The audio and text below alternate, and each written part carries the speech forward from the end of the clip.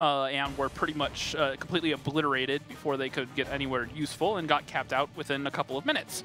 So hopefully they do not repeat that disaster that was that last performance on Sand River. Yep. Now, just the same, Teal Team 6 looked pretty solid on it. They have a pretty good understanding of the map, really able to open the map up, use a lot of different angles, and do it very delicately. It's to play this map well as an offense, you know, I've talked about it before, you have to open up the map. You have to play the north and the south, but it's a really delicate game because you leave yourself exposed to a lot of overmatches. So you have to be very careful with how you do it. But if you do it right, you can really work down that defense and really bleed them before you have to make that decisive push. Yeah, intel's a huge factor here. Opening scout runs, just making sure that you understand where your enemy is, and then trying to set up those alternate angles so you can create some strong crossfires. There are a surprising number of angles that, for the most part, in most pub battles, you just won't run into. So pay attention to where you see people taking fire from. And I think that's kind of the beauty of the attack defense game mode, is it kind of changes the maps from how you see them in normal pub play, especially maps like see, Himmelsdorf is one of the ones that actually plays fairly normal, but stuff like Muravanka, for example, just the way the battles shape is just different. And Sand River's, you know, the same. Instead of playing just east-west, it's more north-south. All right, now we're into the first battle. Lineups have come in. Teal Team 6 coming in here with 2 5As and 5 Batch Hats. Meanwhile, F7, 215B and IS7, 2 5As and 3 Batch Hats. So a much heavier lineup, which to me what that means is they have to close distance, they have to try to brawl, they have to get in their face. Now they are the defending team, so a strong static opening with Batch Hats to flex around, right? Yep. And then on the offense, that lighter multi-Batch Hat run tells you that this is probably going to Wolfpack. Naturally, by lineup, the thing that F7 have to worry about is not having those 3 Batch Hats exposed. When you have 5 Batches on their team, you have to be careful about any engagement you take. If your heavies are left out of the fight, even if they win that 5v2, you've probably lost if you lose your 3 Batch Hats. So definitely something that F7 have to really pay attention to and be very mindful of. Yep, and looks like the opening spots from those heavies on our defender side are going to go what's called what's south side of the defense and north. Knight's going pretty far forward. It's aggressive position. He's going to be taking fire from Spooky. Looks like he takes 408. And at the same time, Supernova making a scout run in the middle of the map is going to take a little damage for his trouble as well. And actually, Knight's getting pinched really hard right now. He is not in a happy spot. Bananas has great side shots on him. At the same time, Viral's moving around. Knight may be about to go down. One more shell from Bananas. Just needs to connect. It not hits quite. The crack. Those heat shells from the Batch Hat proving difficult. Viral might. Viral picks it up. Good job. Good play there from Banana. The wall host get up there. Knight just getting caught out of position, and his teammates not in position to really support him. They decided to opt to go back towards the north. And that's a good early pickup. Just a solid early pickup. Something to keep an eye on, though, for F7 is their 2 Batch Hats are pushing down alone, and it's basically a 2-on-2. They don't know that Greg is down there all the way in the south. Yep. At the same time, looking at the play from Teal Team 6, they're going to send Zombie way up north. Zombie, actually. Supernova spotted, and they don't know these Batch Hats are here on the low ground. They don't, not at all. But we'll have to see where, are they going to be able to get the kill, or is it they should have this kill dead to right. Supernova's 2v1, and Greg not in position to support yet. Nice. Take him down beautifully. Good coordination there from F7 to tie this one up 1-1. HP is in favor of Teal Team 6. And nicely played Zombie, covering for Spooky. Spooky moving in without getting spotted. On the other side of the map, he's able to close the distance as Get Clicked is on reload. And with that, that's going to be control for Teal Team 6 on the north cap. With this, they should be able to pressure the cap and maybe get a victory out of it. Well, we shall see. Now, Clicked On needs to be careful because the only one covering him right now is Zoned, who is spotted, and if he's not careful, he's going to start bleeding HP to Scary Spooky Skeleton up in the north. Yeah, but it looks like Spooky decides in this case he's not actually going to go for that damage, playing it safer. He's actually going to back off and start looking more towards the defensive positions and covering the guys near the cap. Yeah. Now look at this. It's risky. Cap stack coming out from Teal Team 6, putting 3 on cap all of a sudden. Now they have 20 seconds to respawn. Heavies are the only tanks in position, so they need to come around. And the only tank that's going to stop them is Greg. So basically, if they get the reset, I think this is over for Teal Team 6. So they need to make sure that if they stop this, Greg should have a few shots, but he's going to go down eventually. Chase Potato just pushing in, looking for the shot, has everyone spotted. He's going to fire 1 shot onto the Batch Hat, but that's not the person with most of the cap points. They're doing a good job at screening him on the cap. Nice reset from Ali there. And there comes 1 reset, but they need to find the Love Hitman. He has most of the points. Ali, the Persian dude, taking a lot of damage. Clicked On comes over in the Batch Hat. He's finding shots, but he's taking a lot of damage. And his cap pressure really working for Teal Team 6 right now. Get Clicked On's down to a 1 shot, but now the final cap resets have come in. and Greg is being chased down in their base. Nicely played right there. At the same time, that fight, I'm going to jump over and take a look at that. That's actually, Greg is down, so he is good to go. Okay, here's the counter push there from Teal Team 6. They're going to move on to Ali, deciding, all right, this cap isn't really worth it. We've gotten some nice gains from this, but let's make some damage happen, and they get the kill. Ali is down, and now that is 4 tanks on F7 versus 5 on Teal Team 6. Hit points, though, in favor of F7, as Zone has barely taken any damage, same with Spirit Walker. And I think that's what we need to watch out for. Can this FV215B out-damage the rest of Teal Team 6? It really is a damage monster. It could do plenty of work if it needs to. It's playing 2 5As, which have pretty good DPM of their own, and now Zone is spotted, so they know where he is. Now, the real trick right now isn't the 215B, it's going to be those bad chats and making sure they can get shots, and actually one shot coming through from downtown, multiple shots coming through onto Love Hitman. Zone just getting the spots is just enough for F7 as they are able to constantly get shots. Now, Banana the Wall Host is in a blind spot on the left side of that cap there. Viewer's right at the moment, so they need to keep an eye on him, because if they don't spot him, he could rack up the points very quickly. Yeah, it looks like Halo might be the one to shift into a sniping position now in his bat chat as he moves on up. Oh, spotting is gone just at the wrong time. Zone's going to try and look for those. There he is. And now lining up onto Viral. Zero Chell, goes a little low. Needs to get a reset here. Banana the Wall Host has noticed the cap points. Nice. They still haven't found Banana. They've gotten resets on Love, Hitman, and Viral. They take down Viral, so they buy themselves a little bit more time. It's a 4-on-4, but getting clicked on is down to a 1-shot, 30 HP. Gets another reset shot on at 5A, getting the track shot, not able to get the kill. Once again, bouncing another one. And then Zoned. Let's check it back in with Zone. Spooky is on the move to try and outflank that spotter. Right now, Zone is the main spotter. Zombie, though, on an alternate angle. Nicely played. This is some good pressure from Teal Team 6. Zone is forced to go around and goes down. Love Hitman still on the cap. And let's see, Spirit is not, actually he is loaded, trying to close the distance. He's going to find Spooky. So it's a one-on-one right there, but Spooky does not have all his shells. I don't know if... The reset shots need to come in from somewhere. 4 seconds, Halo's lining up the shot. He's going to fire one off and not get it, and that's going to be a cap out to Teal Team 6. They are going to take the first round 1-0 with a well-played offense. Nicely done. All right. I like the angles there. I like the overall idea from Teal Team 6.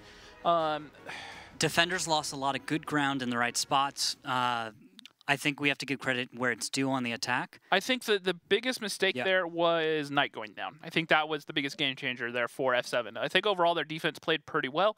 But losing a tank that crucial that early. Yeah, well, they spotted the 5As in the I-7 at the same time, and they saw the 5As cut around to the right.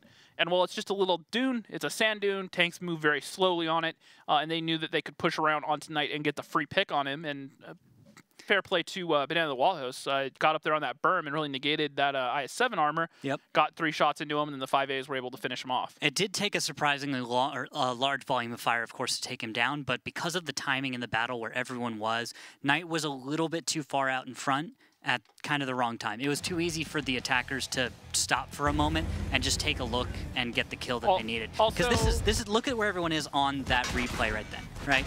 Like no one was really in too strong of a position to punish, and no one on the attacking side had quite made it where they were intending to go. And I wanted to credit Teal Team 6 with the play there on to get the pick onto Ali the Persian dude.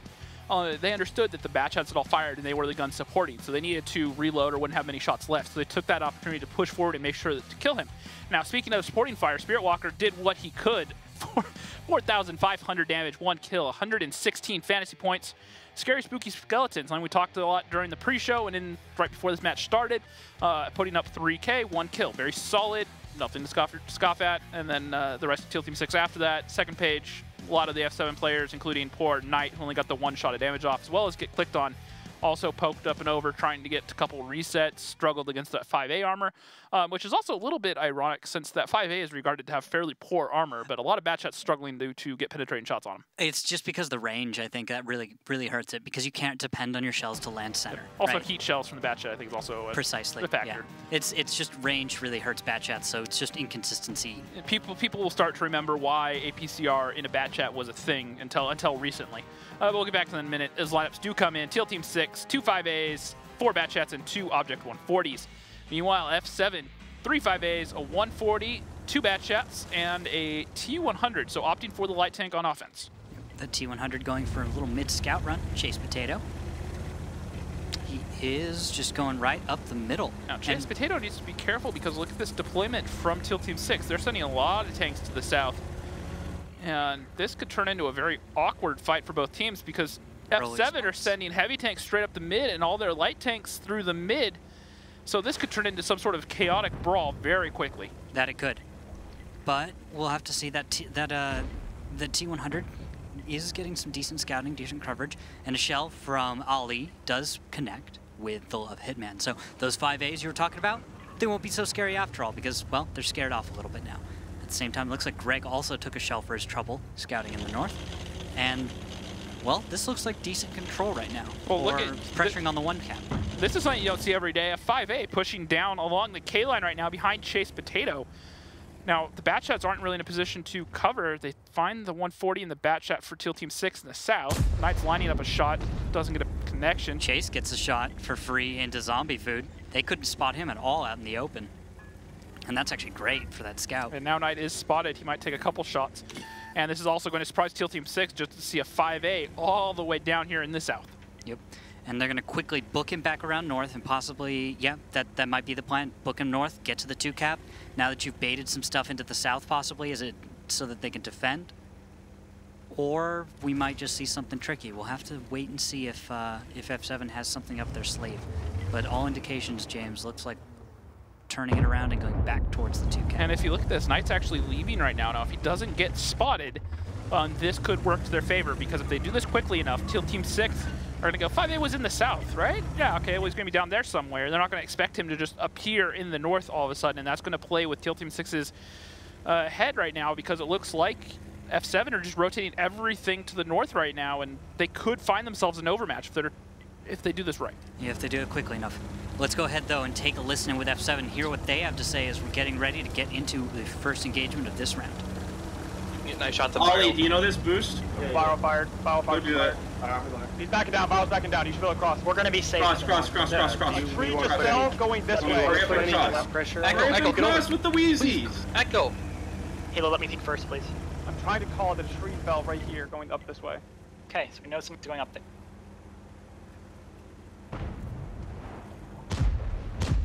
That chat. There's two tanks in the north now. Okay. We should probably get a Wheezy in the north. Okay, I'm in boost. Echo, you need Just to get one Wheezy north. Yeah, I'm going north to help with that. We're bullying them down. Like they don't have enough to push. You gotta be here, Knight. Yeah, I'm going to. Well, if you just get the nice crossfire set up there, yeah.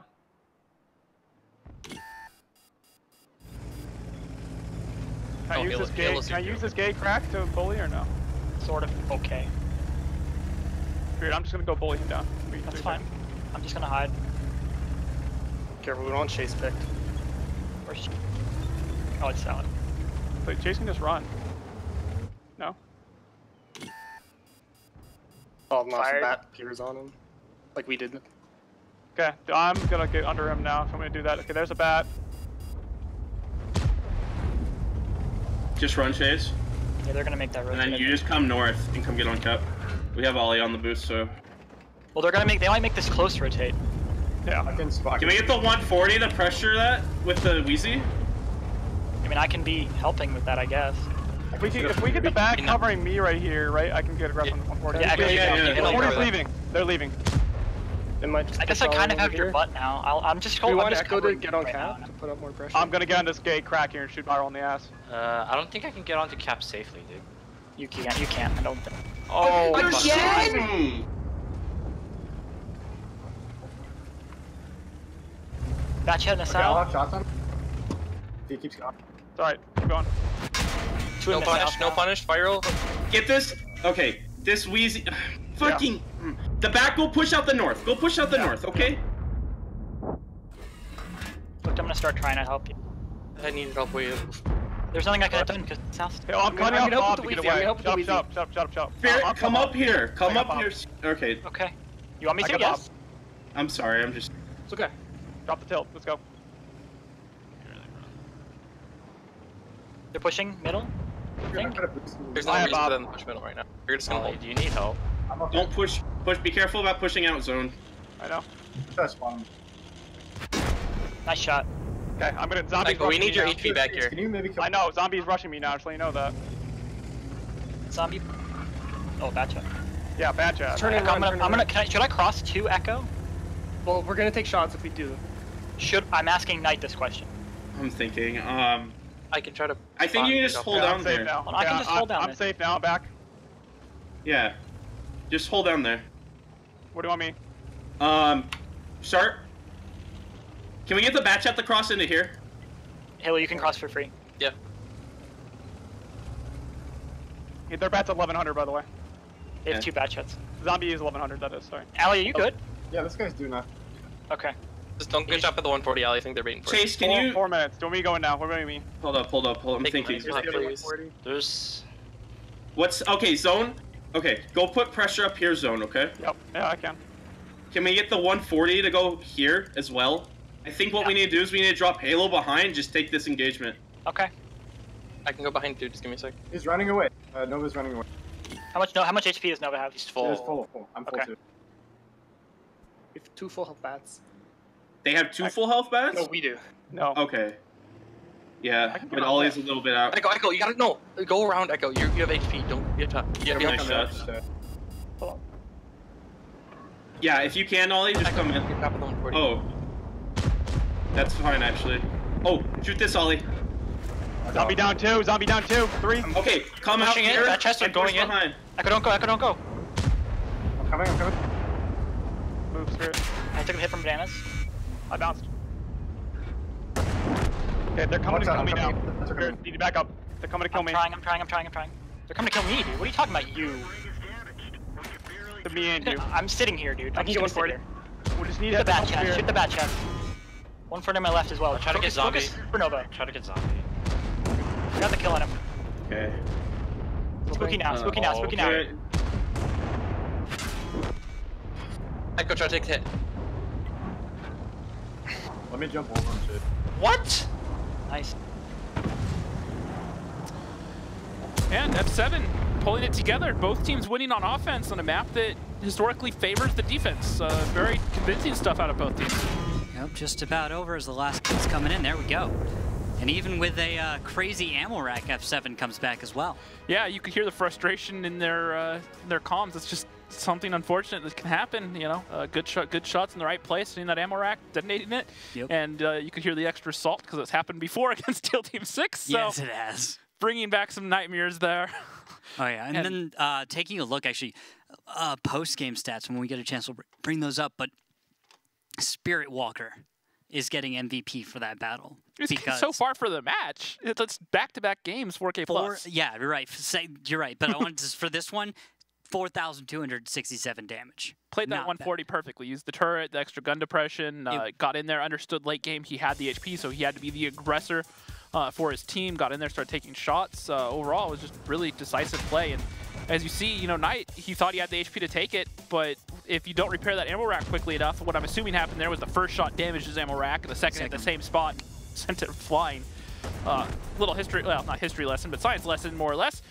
When shells get hit by another shell, they go pop. And in a tank, all that explosion has to go somewhere, and the weakest spot is normally the turret ring. Hence, sending your turret flying into the air. Oh, yep.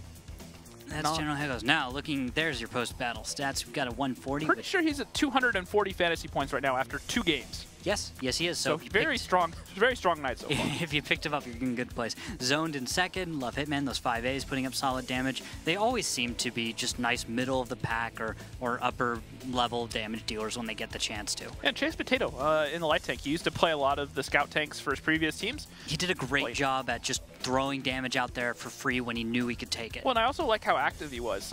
You know, so often we see that, you know, a tank just go passive and then just sit there the whole game.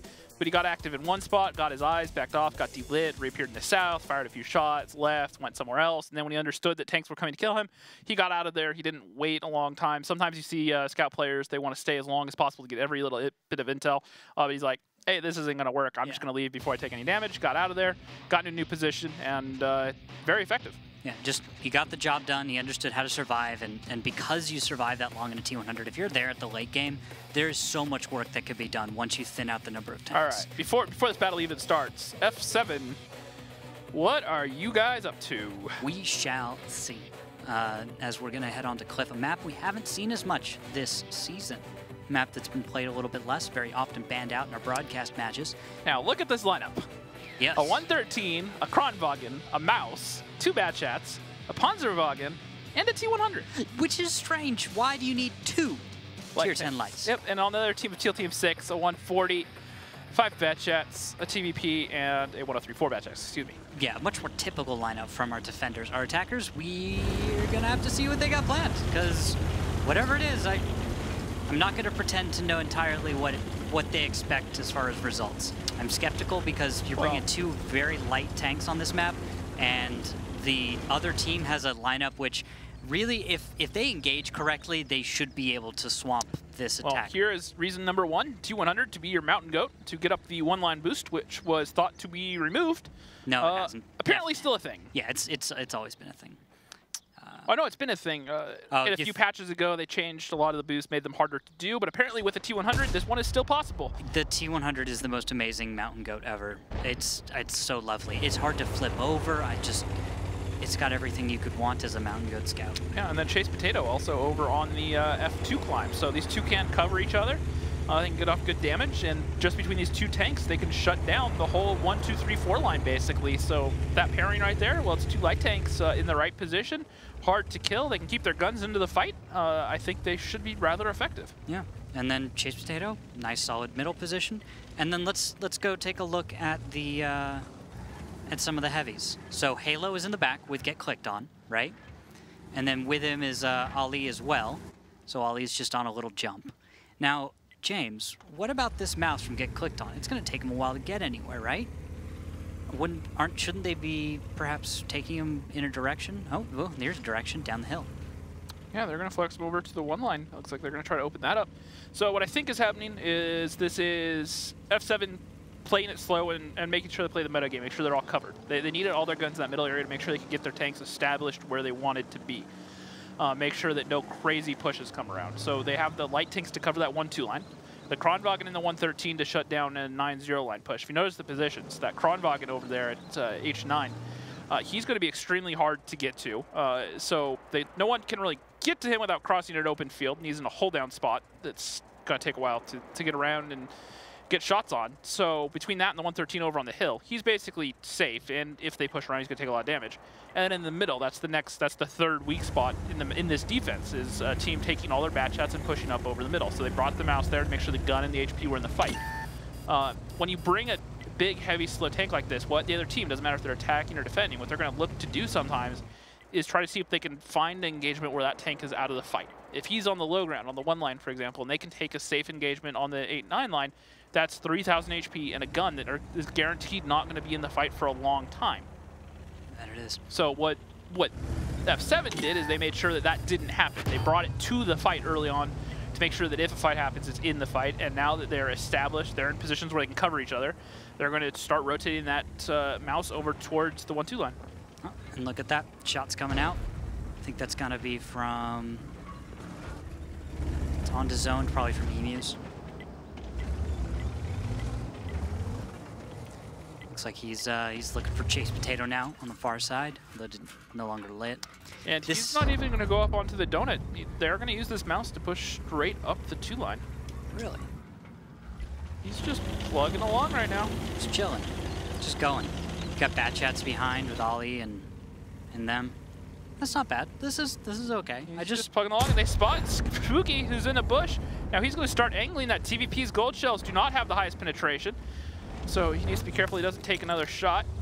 Yeah, Spooky's on reload now. Knight, though, taking a lot of damage. In his position, he has to get out of that high ground, and he's jumped down low. He's safe for now, but sitting on 100 hit points, so not a lot. And so he's lost his initial position. We'll probably not see much from Knight for the rest of the battle. Okay, Knight. What was living dangerously there? Yeah. Living very dangerously. And Chief Potato's just going to be covering right above our mouse buddy. Now, so I see the point of this. I mean, the light tank's able to cover. He's decently, he has good camo, so I guess he won't get spotted. He doesn't have a huge damage output, but, you know. And Emu's taking a shot. That was a blind shot from zone. Nice connection. Well done. As far as another one doesn't get the connection that time, but And it looks like Spirit Walker and the Batchats are all coming over here towards the hill. They've distracted Teal Team 6 towards this one line, and now they're pushing the mouse up onto the high ground. So trying a little bit of misdirection here. It's an interesting play. It's the question is just whether or not this will actually turn into anything. Because right now we're seeing a lot of back and forth, just flexing around and trying to create misinformation. But Teal Team 6 hasn't made any huge mistakes yet. They can still deal with a lot of this. Is kind of the situation we're in. And, yeah, no, I agree. And it looks like the Kronwagen's trying to climb up onto the hill right now. Makes sense. What else do you want to counter out? Oh, nice. Another blind shot from Zoned. Actually, is going to connect with Emu's track. Gets a little track damage in the meantime. So, not bad. Kronwagen just plugging away. Emus decides he's going to shift his position, go to the slightly lower, less accessible, but slightly safer position. Now F7 are in a really decent position. If we look at it real quick, right now they have two options. It looks like they're going to go around this way, and when this comes around, expect the mouse to push into this area here, and these tanks to get more aggressive on the top. That's going to be a crossfire from 3 different angles where they can all cover each other and possibly find some shots. And we'll see. Looks like Knight's moving up to the middle. Love Hitman might spot him proxy. There we go. Little proxy spot in the mid. The mouse is spotted pushing out. Love Supernova gets spotted on the back of the hill, but Ali and Halo don't have the covering shots. Ali snaps one off. Supernova just goes ahead and backs down. Nice. And now that mouse is pushing across over towards that rock, and he's barely taking any damage. Yeah, he's going to just angle up, and well, the thing is with Love Hitman is he can reasonably expect a few more pens if he plays his position well. He's got a decent haul down. It's hard to dig him out. And I guess the trouble here for F7 is, do they have the hit points to really slug this out? Because right now we're not seeing a huge amount of damage dealt, really much at all. And there we go, Zombie taking a lot of damage finally. He's forced to back down. There we go, a little more from Supernova. Get Clicked is tracked in a really uncomfortable position, but he's going to be able to return fire. And there we go, Chase is down. Chase is down, and now the Batchats have the donut control. They're going to be able to take out Get Clicked On, and the rest of these tanks for F7 need to get active. They have one last chance, knowing that these Batchats are all reloading after killing that mouse, but I think it's too little too late at this point. Heavy is doing what they can up on the hill, but bleeding a lot of HP. Zoned is relatively healthy. Looks like he's going to find Emus. 451 into him. But Spirit's going to go down. That Kronwagen was a crucial tank. He had the survivability to stay on that high ground and do some work. What have you done, Knight? Now Zone's just getting picked apart. He doesn't really have support, and everything is still alive on the side of Teal Team 6. This is very quickly going to probably wrap itself up once everyone from Teal Team 6 decides to get into the engagement. There we go. Emus backs off behind a rock. Zone just throws that shell away, and Zombie Food's going to go down. So the first kill for F7. Looks like Ali's going to be the one to get pressured now. He's in the low ground fighting Bananas. Taking crossfire from Spooky. And I've said this before, that I really don't like passive defenses. Teal Team 6 just did a variation of a defense that I like a lot. They set up passively early on. They waited for their opponent to show their hand. They waited for a moment where they could sense weakness, moved their tanks, got mobile, found the advantage. They took out Get Clicked On, and then from there they were in such a controlling position that there was no way they weren't going to win. Yeah, I think also from a fundamental lineup position, I don't agree with necessarily the strat that was brought. 2 light tanks is a little too light for me, especially in a map like this where you've got plenty of options with Batchats and Object 140s. If your opponent plays into it, I think it could have worked. But who's going to play into that? No, exactly. Now, it's a fine line between not being too passive, but Teal Team 6, I think, played it very well. They set up, to cover each other early on. They waited till that push happened. They kind of figured out where the weak spot was, but they kept a mobile enough lineup, a flexible enough lineup that they could get around. And they got into that 1-2 line without ever being spotted. They got behind, and from that point on, Get Clicked On was done. There was no saving him at that point. Yeah. And the rest of the team wasn't in a position to really capitalize on those tanks being out of position. If they had spotted them on the low ground, when they were making that rotation, Clicked On maybe got a lucky proximity light. Something like that. Maybe then at that point could they have saved it because they would have had time to move. But it didn't happen. They got in behind. Clicked On went down. Yeah, they left too many openings. They lost their scouts on the far west. It was just a house of cards. Just one off the bottom and everything just fell over. Yep. It's a bit of a delicate strat. Probably works, 30% of the time works, you know, every time. Whatever.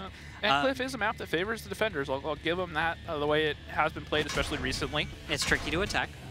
We can all agree on that one. But, you know, a well-composed defense that gives you plenty of options, that lets you dictate the play when you want on your terms, I think is fantastic. And they ran it very well there. Yeah. Evidenced by the fact that, well, most of the tanks were left alive at the end of this. That's one of the things you have to pay attention to.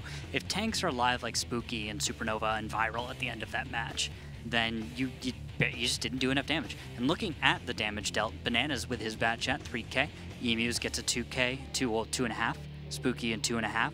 Halo puts up, you know, we got solid damage from all of the bad chats, everyone on the team. So damage was well split amongst everybody on Teal Team 6. But as we go to the second page of the post-battle stats, you'll see that, well, the same thing doesn't really go for F7. Knight didn't get a chance to deal damage like he wants to. Chase Potato, same thing. Got a little bit, but just... Spirit Walker only 816, so only getting 2 shots off that game. Still having a decent night, but that game certainly won't help things. Yeah. And now teams are going to switch sides, and it is going to be F7 now having to defend. Yep. And we'll have to see what they decide to go for as we jump back onto Cliff. This is it's just one of the prettiest maps for me. I always enjoy just kind of driving around, getting a little lens flare going on stuff. And yeah, well, if you saw the video that Wargaming put out this morning with the new HD maps, this map looks pretty dope on the update. So make sure you guys check out the Sandbox server if you can. If not, the update will come in the next couple of months. So definitely keep an eye out for that because these maps look beautiful. yes. Now we move on to the game at hand, though. Teal Team 6 coming in here with 5A, a TVP, and 5 bat chats.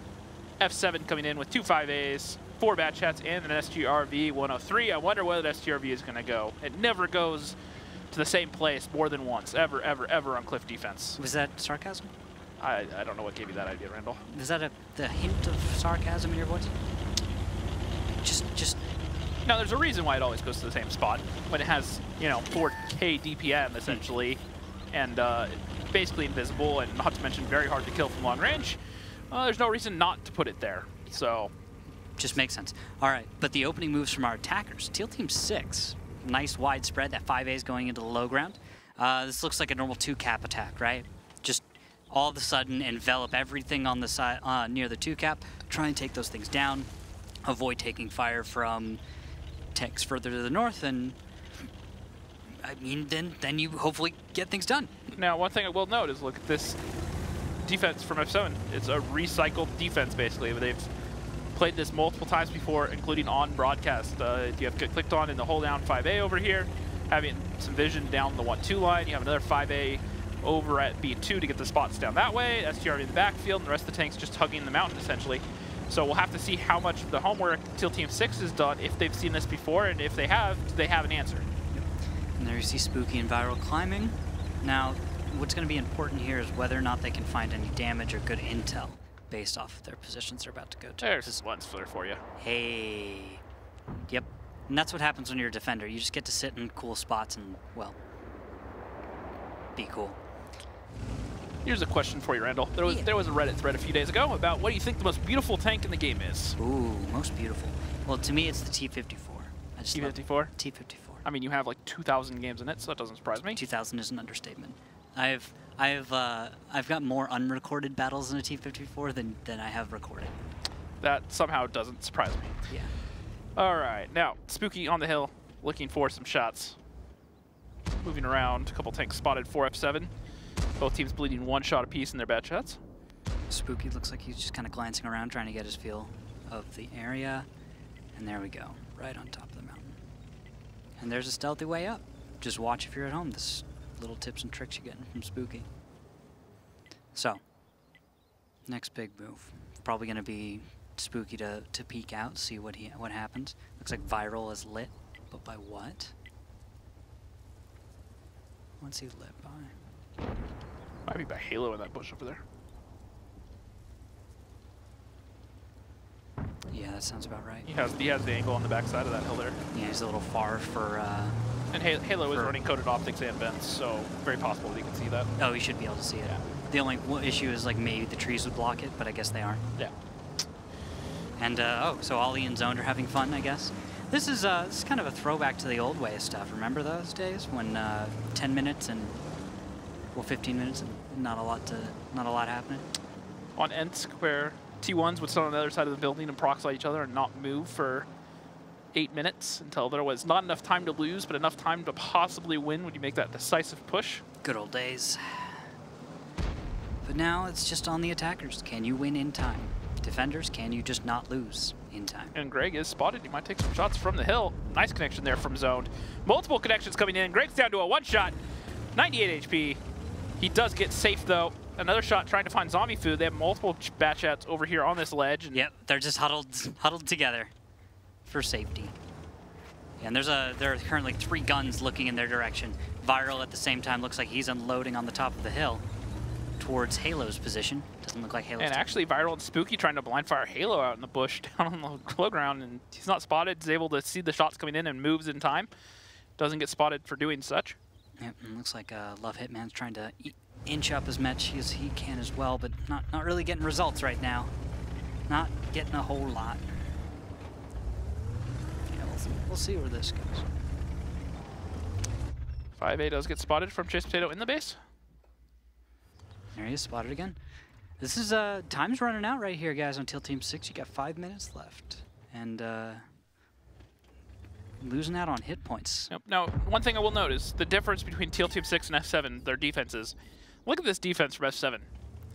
There's no immediate option for flex. No immediate option to take advantage of everything. They're stuck holding these passive positions. Now, if you're in a strong enough position and your crossfires are well enough and everyone is on the same page, this can absolutely work. We've seen it work multiple times, not arguing that. However, just because it works occasionally doesn't mean you have to be a fan of it. And the weakness to this is the fact that if F7 or Teal Team 6 have either done their homework or 2 can get proper eyes, they can identify weaknesses, they can find overmatches, they can group up, and they might be able to pick it apart. Now let's find out if Teal Team 6 have done their homework and what their plan is, because they only have 4.5 minutes left to break this defense. So let's go ahead and listen in. Not lit. Lit. WZ's up. Cover. Kirby hit me. I'm hit by a bat. Halo's up. We have no shots on WZ. Nova, how are your shots back? I need spots. Somebody got hit on. Hold on, I'm trying. I'm aiming at hill. Okay, I'm reloading. They're looking to do stuff on hill because they know we have a lot of tanks over there. Well, okay, Hitman, come back up. Hitman, come back up. What we're gonna do is we're gonna do this. We're gonna take these 3 tanks. We're gonna push you guys like this, or like not you, Greg, but we're gonna push you like this. I'm gonna get off the hill. Okay, so Zombie, what you're looking for shots is just Halo, okay? I'm gonna go get on the hill, but you guys need to group up here. You guys are gonna push like this. I'm actually gonna play maybe right here, depending on what the situation is, to make sure we get this guy to not farm you as hard. But like, Hitman, you need to go first. Yep. You need to take the majority of the hits. Okay, and these guys need to get off the hill, except one of you. Like, Viral, get off the hill, and you're going like this. Yeah, I'm waiting for a host roller. Yeah, no, don't go yet. I need people to be in positions. But so Viral is gonna push low. All right, he's just gonna full commit. Once these guys start getting shot from this stuff, and Spooky, you're gonna be a little bit aggressive. It's okay to take a hit from the STRV. Your goal is to just pressure the bats to pay attention to you, or to like just swing the bats' attention. Yep. Okay. Okay. Let us know when. All right, Heavy go. Do I go at the same time or a little bit after? No, a little bit after. It's fine. Okay, go Viral.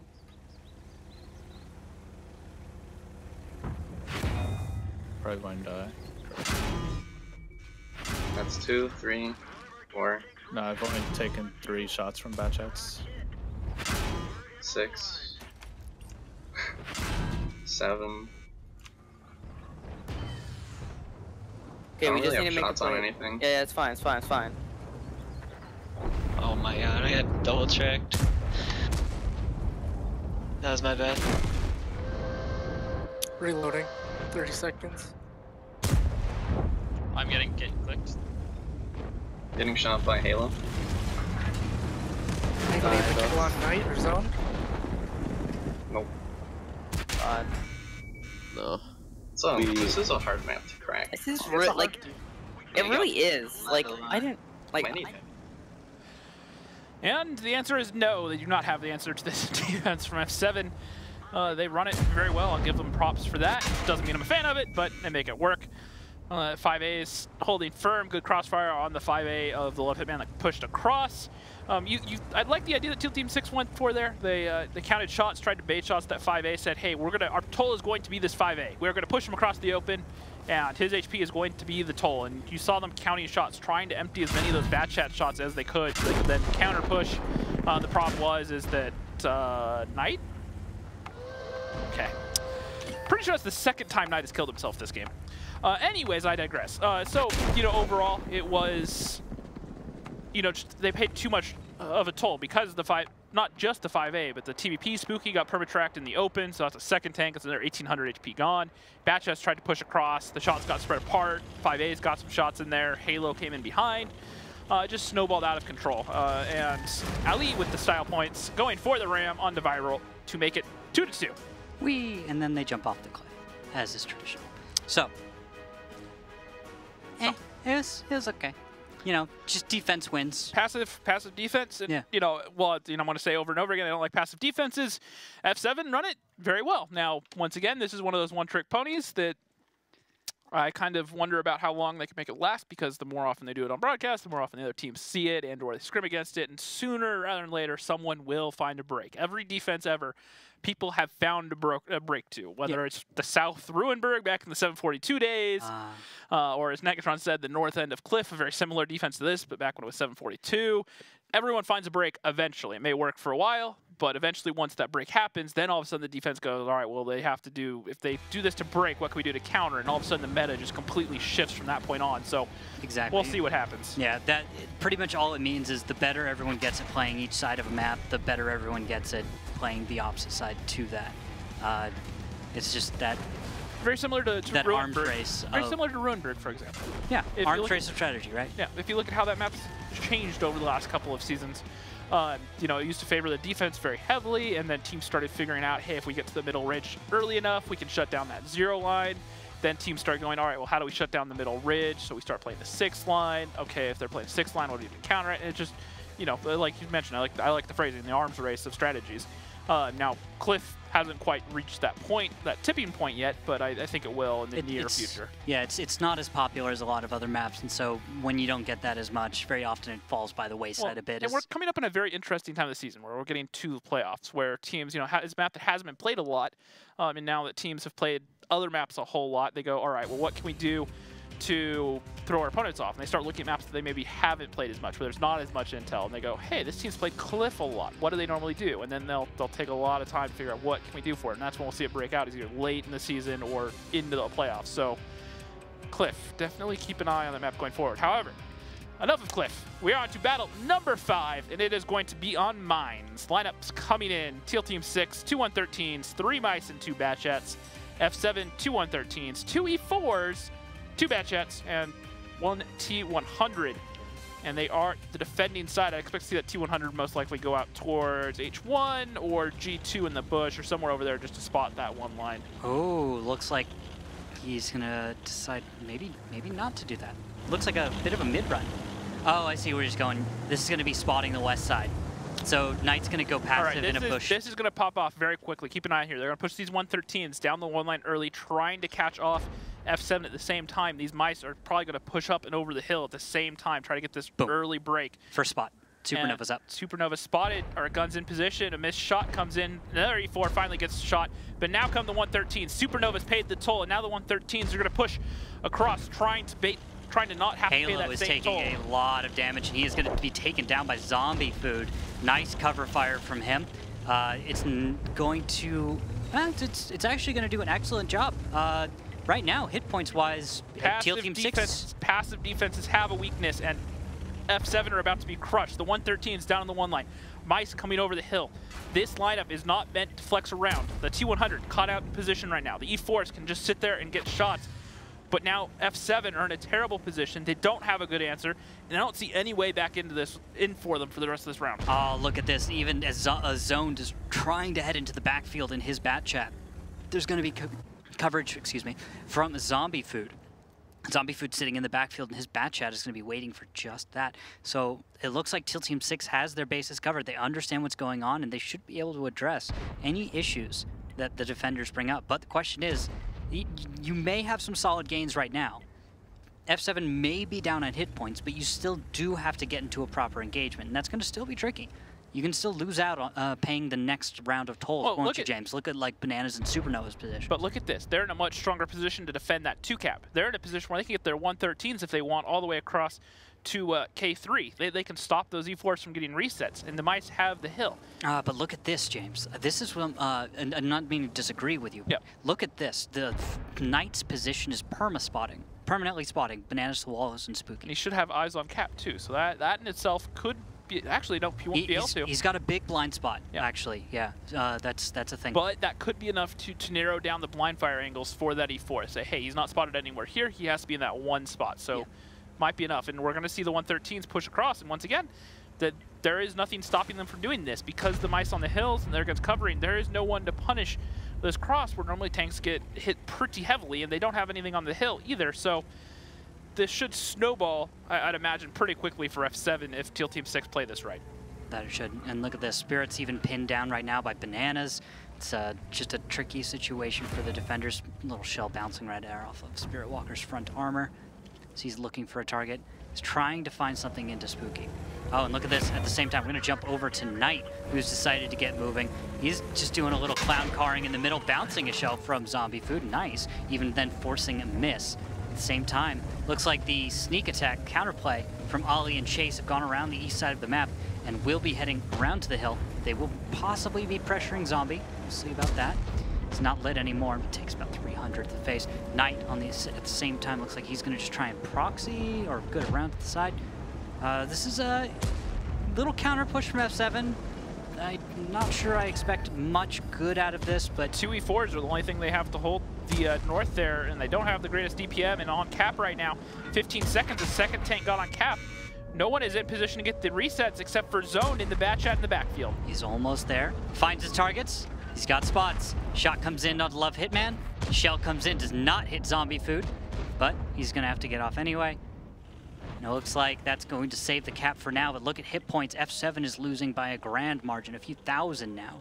And these Mice can bully, and these 113s I don't think are quick enough to flex around. So they need to hurry up and get out of there before the Mice get any more shots. Chase Potatoes, basically a 2-shot. Supernova does take down Spirit Walker in that E4. And there we go, Zombie taking the final kill on Get Clicked On. So right now, every tank for Teal Team 6 is alive, not every tank for F7.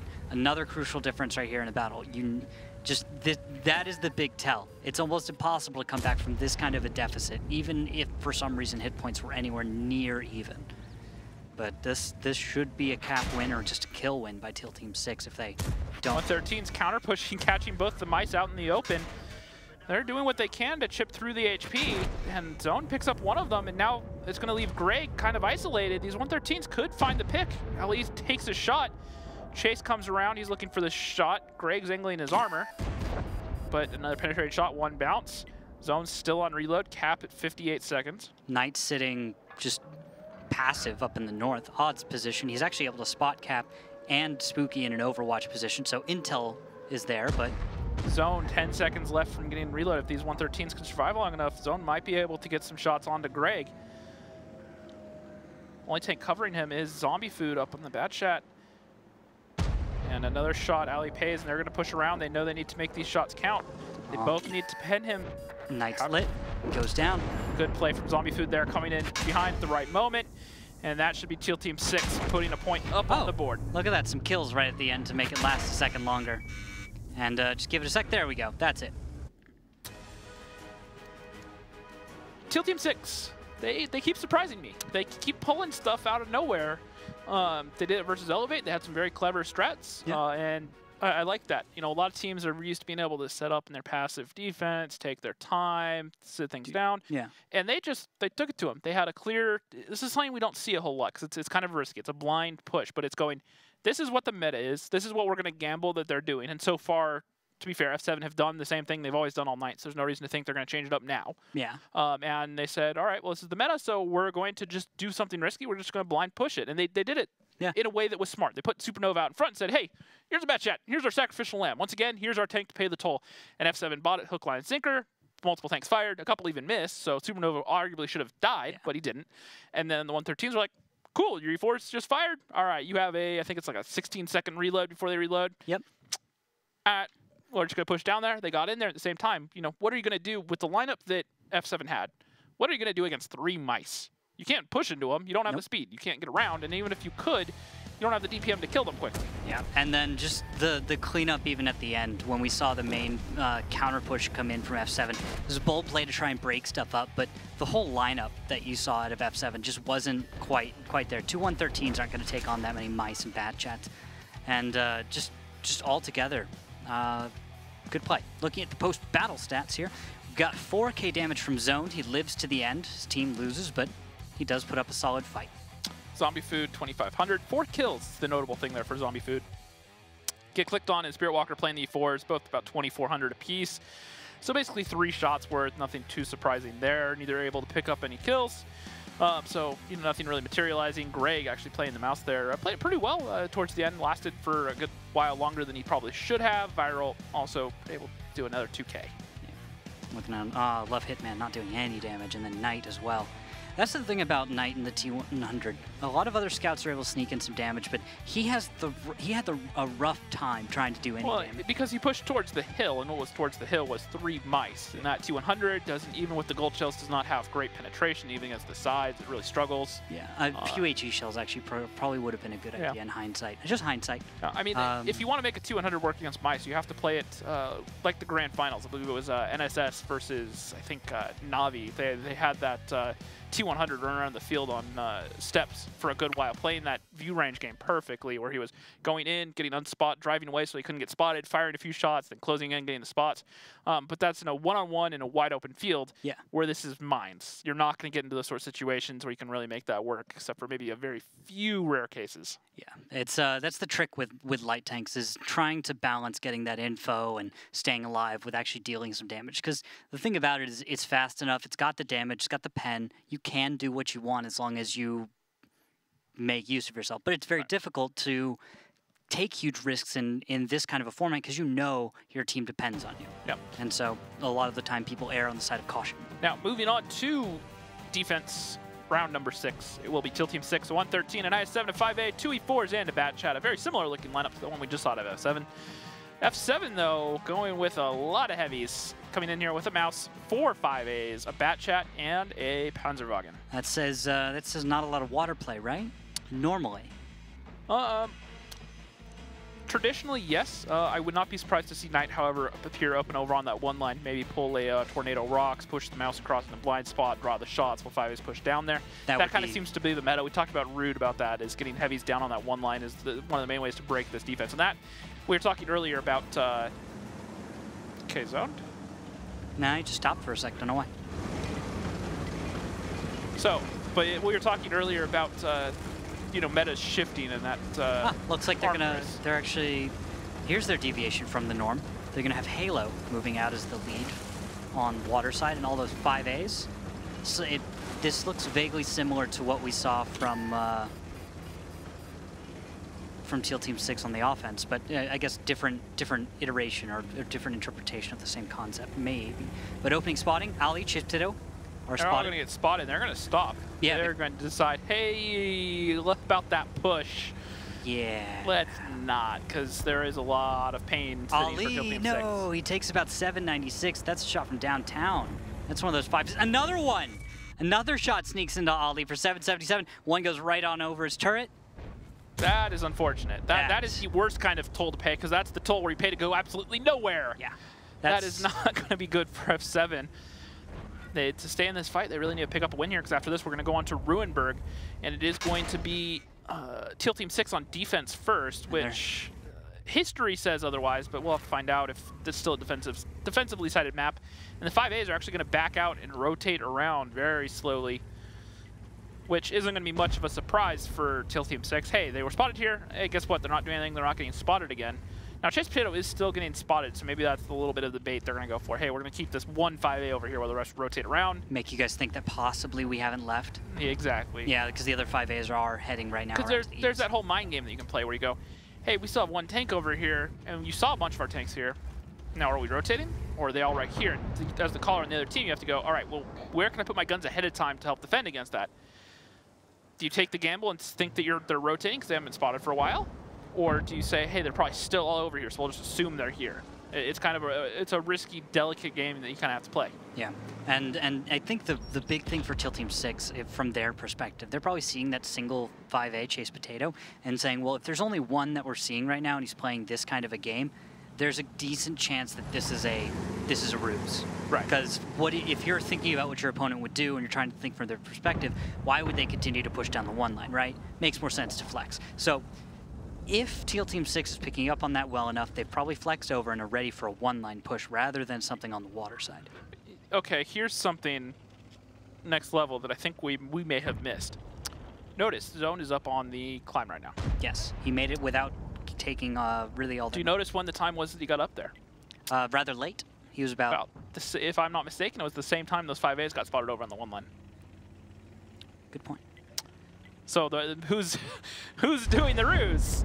Because if that was indeed the idea, was get the 5A spotted over there, and will all the guns shift to punish that cross, that's going to turn all the guns that are sitting there looking towards that climb are all of a sudden going to be looked the opposite direction and give him that window to get up onto that climb. Yeah, create an opportunity. Little sleight of hand. Misdirection. Yes. And we'll see just more cover trying to come out here from zone, but struggling to find a good connection. Knight taking another shot, and the problem is Teal Team 6 are just punishing F7 every chance they poke up right now. Yeah, and the hit points right now are really in favor of Teal Team 6. That's the thing as well. It's like you're on attack, you managed to get Ali damaged pretty heavily. You've got plenty of other 5As, but you don't have a lot of hit points to play with. Their Supernova's even getting lit. Zoned might have just realized, oh, this is not good, because that's that track shot right there to have a chance, and he misses one from Supernova. He needs to dodge two, I think. Yeah, he's trying to do what he can. It's not good. Not an good. AG shot doesn't get the fire. 366, as long as he doesn't roll low. Oh, and the 341! He's still alive, and he gets another shot. Lucky him. All right, RNGesus says you live today. But that's for about another 28 seconds until Supernova's reloaded. No one's in position to really deal with this. But that's the opportunity they're going to take. They're going to push around knowing that Bat Chat's reloaded. But look at this. HP, they're already down by about 5K. This is going to be real tough for F7 to dig back into this one. That it is get clicked, though, is a strong position. And right now, Spirit should be able to stay alive for a little longer. I'm just trying to make a nuisance of himself. This pressure needs to hit pretty hard and pretty fast onto the left hitman and Greg. But right now, I'm not quite feeling it from F7. They need to get into these positions faster. And there we go. Shot from Zombie Food. Plenty of damage to Spirit. Knight takes another shot from Greg through the turret right now, and now it's almost 6K HP deficit. And that's going to give even time for our guys out west, that Zombie and Viral, to get into the mid-fight. It's needed to happen faster for F7, but it's probably not going to continue going all that well from here on out. This is pressure moving in from Zombie and Viral. Chase Potato does not have a lot that he can deal with, and because of that, Zombie moves in, a little assisting, more bounces or rather misses a shell, and there we go. Supernova from downtown gets a kill, and that's a little bit of ground gained right in the middle of the map. Nicely done from Teal Team 6. F7 sitting on 1,700 hit points. Not a lot to play with. This is pretty much done and dusted. Solid defense from Teal Team 6. That's actually going to mean this will be their map where they put 2 points on the board and just kind of take their lead. But then it's going to go to Ruinberg next, though, and so Teal Team 6 are going to have to hold strong and win at least one. And F7 need to win both. They want to have a chance at forcing OT. Now, they've already done it once last week, coming from behind, down 4-1, to force and win in overtime. So they have it in them. But do they have them in them tonight? And there we go. A 113 IS-7 5A little choo-choo train of death. Moves on down. Left hitman's got that. No, Zombie's got the final, and that's going to be it. There we go. That is going to be 4-2 in favor of Teal Team 6. I don't necessarily have too much of a problem with what F7 tried to do there outside of Ali. That was a lot of HP to bleed for relatively no reason. Yeah, well, the problem was that, well, everyone on defense side, that's credit to Teal Team 6, was ready for some opening stuff in the west side. I mean, they had T110 E4s ready to go. And because of that, Ali just didn't have a chance because of where he was and where he had to go to get into a safer position to not take that damage. And so when you get whacked by 2 T110 E4s early in the game, you're in a rough spot. And it kind of sucks because as a team or as a caller, you're looking at it and you're like, ouch, one of my players that I really need to depend on is, well, almost useless right now. I can't really rely on him to distract people and take damage. Well, especially, and it's, you know, a Batchat losing HP is one thing, but, you know, that was one of the tanks they were trying to make their main push with. You know, that was a tank where they really needed that HP, and losing it that early on for nothing really in return is just super unfortunate. Now, looking at the damage here, Greg actually having a very strong game. 3,200, 2 kills, Viral in the 113, another 1,300. Supernova, a lot of that was the damage that he got onto zoned. Now missing that first shot, though, was definitely unfortunate. He's really lucky it didn't cost his team more in that case. Definitely a little bit of a misplay missing that first shot, and then getting unlucky with the second shot with the low roll. Even taking his time to aim it and still, you know.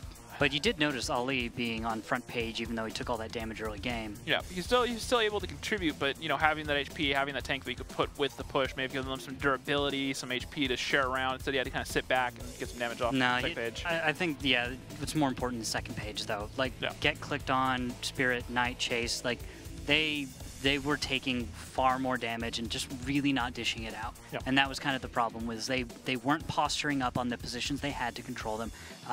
And they really either shouldn't have been there in the first place or they should have been dealing damage. Right. And I'm not saying that that's because you shouldn't be more skillful in that position to deal damage. It's you shouldn't be there because you can't deal more damage than you're going to take. So you need to figure out something different. You need to come up with an audible. Right. Because, well, I mean, when you run up against solid mines defenses and you don't adapt, that's usually just why they don't work, is because you stick some tanks in crucial positions, right? And say, don't die.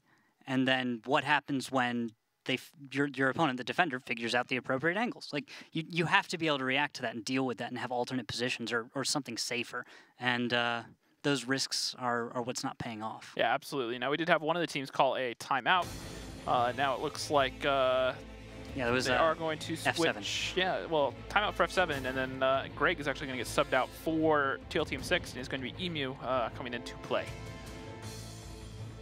Yeah, it's like, looks like something, yeah, Greg's saying something's wrong, and so he's going to be putting Emu in there just as they're about to start that 60-second timer. All right, looks like they're finally going to get the...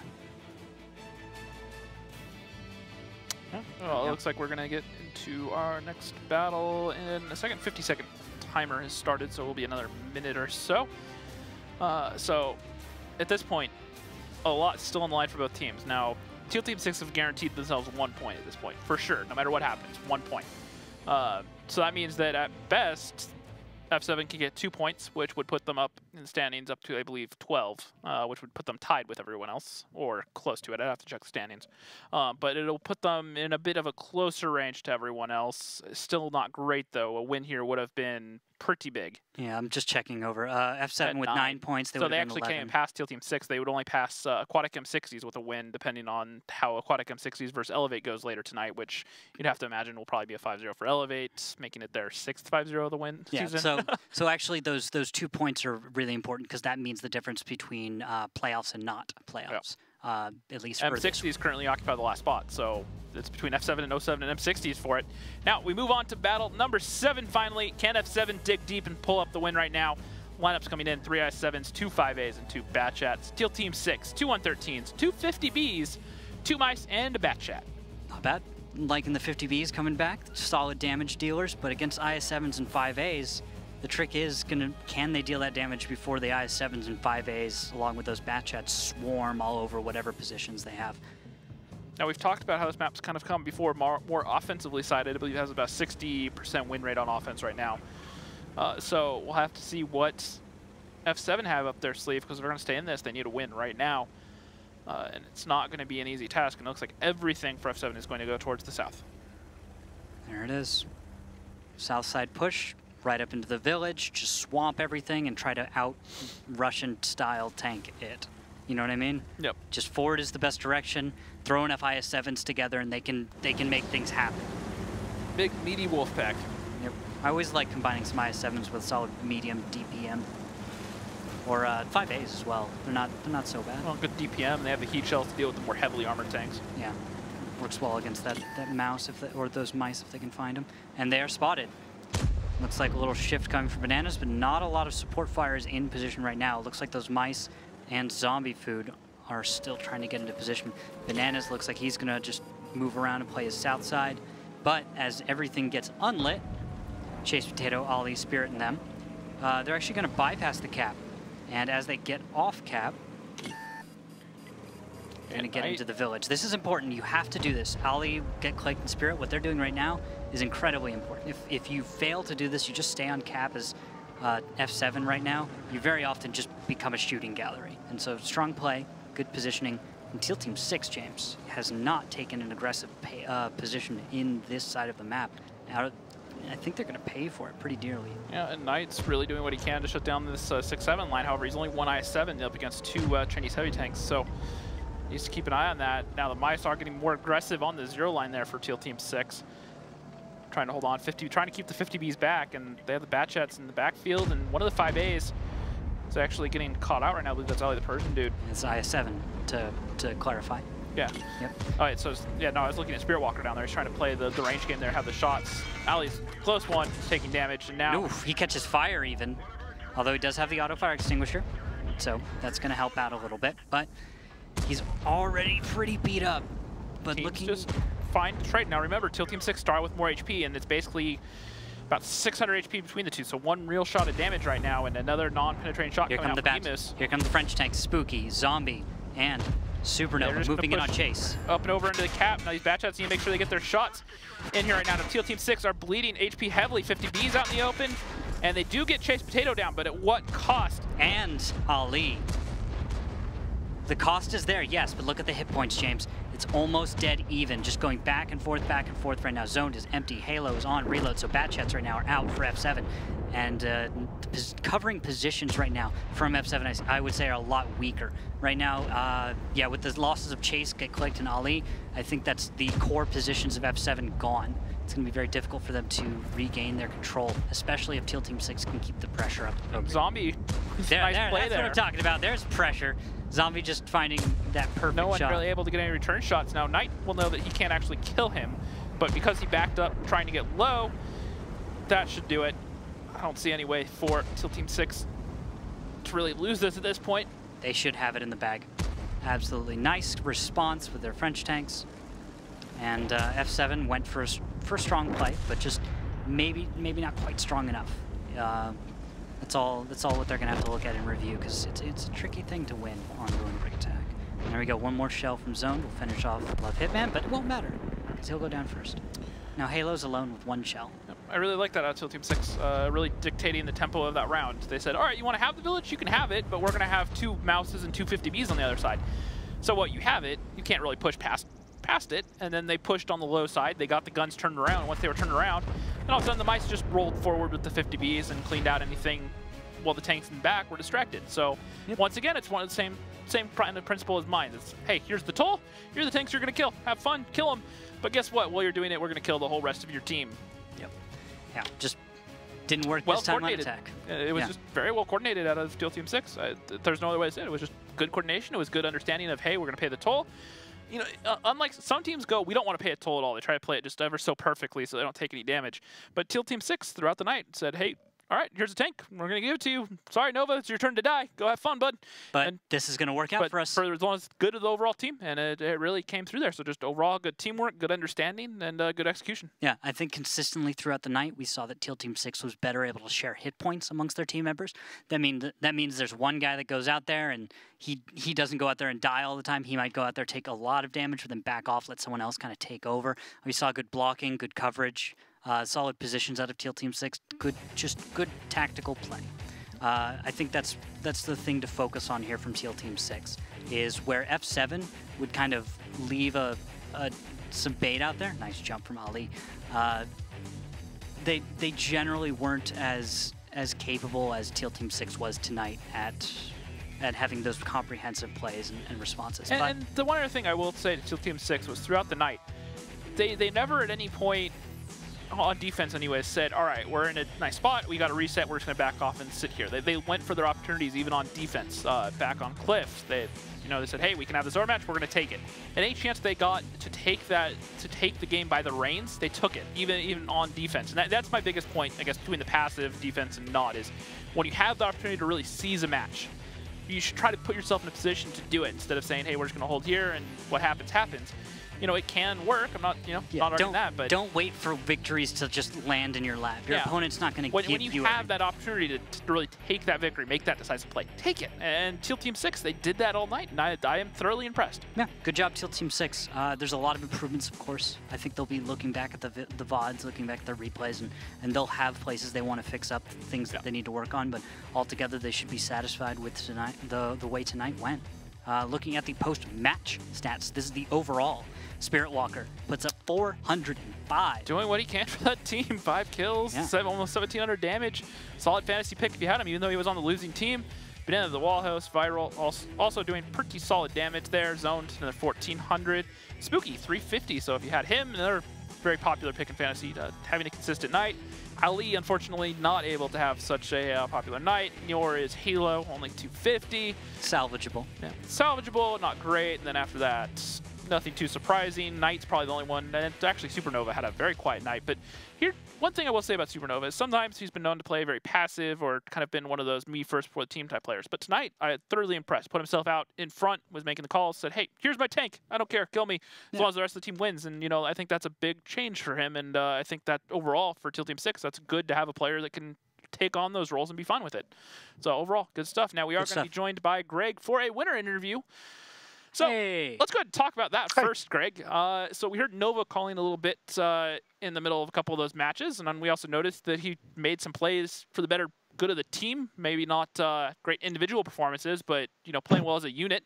Is that something you guys have been working on, or how has that kind of materialized? Yeah, so one of the things that our team's always been lacking a bit of is we don't have a huge amount of caller depth. The Viral himself will say he's always been more of a strategist than a caller, so that's something we've been working on. Nova's been stepping up to the plate, and he's been doing his best to come in as sort of a secondary caller right now, and he came into his own tonight. I'm very impressed, very proud. I wanted to ask about, there was a point near the end of the match, and looking back at the match chat, you, Greg, were having some issues. Could you tell us at all what was going on, if anything, or what? So you see, I was showing Ali the importance of staying hydrated, and he did something funny. I don't even remember what it was. It might have just been the essence of Ali. Yeah. And I choked a little bit, and the Mountain Dew came out my nose. Yeah. But after that, it was okay. Oh, okay. Okay. So you're not actually dying. I threw a little bit on Sand River, and that's my excuse 100%. Oh, okay, cool. Blaming Ali, all right. But that's the later point in the match, right? The nose thing, or because you were taken down. That was during the face-off. You watched that. No. I'm talking about later. I was looking at the match chat, and it looked like something was wrong or something with a... Greg, you good. No, I'm dying. Exact words. Yeah, that part. Oh, yeah, I was coughing. Oh, okay. Because you said you were being taken down for emus or something. All right, Greg. Yeah. Well, we've had enough of your time. Once again, congratulations on the win. Any final thoughts for your fans out there? Hold up, James. What you got? What you got? All right. You've wanted something spicy all season, I can tell. So we're going to give you something spicy. Give it to me. I got 3 papers right here. One's A, one's B, and one's C. All right. One's got a chirp, one's got a roast, and one has a dead savage roast. I don't know which one's which. Rockstar will give you the honors. Pick a letter. Oh, man. All right. Let's go with B. Everyone chooses B. Okay. Oh, my God. This is the savage roast one. All right. Are you guys ready? Yep. Give it to us. Congrats to F7. You guys have gone from dangerously close to gold to dangerously close to getting relegated. Ouch. Let's just hope 07 can pick up the pace and push you guys back to silver where you belong. Ouch. Ooh, those fighting words from Teal Team 6. All right, Greg. I feel like that puts an end to it, sir. Any last words? Is that... Have a great night, guys. I think I know I'm will. Going to. I am definitely going to have a great night. Thank you so much, Greg. We'll see you on the battlefield. All right. Any final thoughts? I think that kind of sums everything up there. Context for those who don't know, that was a joke about his old team. Yeah, which turned into F7 over time. After I was gone for over a year, they turned into their own thing that's F7 now, and that's a joke at them. So, hey, they're the ones who lost the match, not me. Yeah, but we can still roast you for being a part of the legacy. Yeah, all right. that's true. All right, guys. Now, that does it for our first match of the night. Second match, though, Eclipse versus Dare, a battle for second place. We'll be right back in just a few minutes, so don't go anywhere. There has long been a battle between armor and weapons. As a general rule, in this long battle, weapons have always won out. This philosophy has led to lighter armored vehicles such as the AMX-30 or the Leopard 1, but the cycle keeps turning. If your plan A as a low-tier player is to take multiple 75mm rounds to the face, I suggest moving straight to plan B. Indeed, unless you're in something like a mouse or a duck, both of which seem to have a nasty ability to cause ricochets, consider the armor of your vehicle to be more of a saving throw for when you messed up and got shot. Your best survival mechanism is to not get shot at in the first place, which granted can be a little bit difficult in something with the track-burning speed of a mouse or a duck. Generally speaking, your frontal armor is thicker than your side armor, which is thicker than your rear armor. Far too often, people will get fixated by a target to one side, they'll aim with the turret and forget to move their huge hulls, which are providing a wonderful, inviting, soft target for the opposition to shoot at, no matter how good your turret armor is. Now, as for how the armor itself works, at the most fundamental level, it provides a barrier to entry for all those nasties on the battlefield which can hurt the soft, squishy crew inside. That barrier is as thick as the metal of which it consists. But if you slope the armor, it becomes effectively thicker. Sloping comes with some real-world drawbacks, but this is a computer game, who cares about those? While some tanks come with armor pre-sloped, you can still influence it yourself. If you turn a little bit, or use a hill, or better yet both, you can increase the effective thickness of the armor and provide yourself more protection. If you really want to get into it, you can calculate the optimum angle for every vehicle, but that's really only for true nerds. Some vehicles have spaced armor. Chemical effect munitions, such as heat rounds, have an ideal fusing distance to have the greatest possible penetrating capability. A layer of thin armor some distance from the main detonates the round early and thus reduces the chance of penetration. So, as much as possible, try to avoid shooting chemical effect munitions at spaced armor. High explosive rounds are a bit of a special case. Unless your target is about as well armored as a Model T Ford, you won't punch through. However, HE usually does at least some damage, making it very useful for resetting base capture points or for polishing off weak health, toughly armored vehicles. This is of course only half of the equation, the half which occurs after you put steel on target. To deal with the other half, we'll be back to you in the next episode. I'm Nicholas Warren, the Chieftain. See you next time.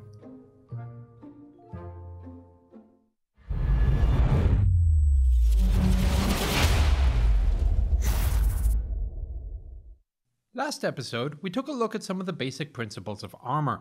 This time we're going to look at how to generate that shell armor interface mechanic. Knowing how good ammunition is at penetrating armor is of course entirely academic if you can't put steel on target in the first place. So here's the basic rule. The smaller the number in the accuracy entry in the gun's description, the better. Think of it as a spread rating. To understand it, you have to have a look at mils. A mil can be technically defined as the angle subtended by an object 1 meter in length when viewed at a distance of 1,000 meters. Or, if you prefer, there are about 6,283 mils in a circle.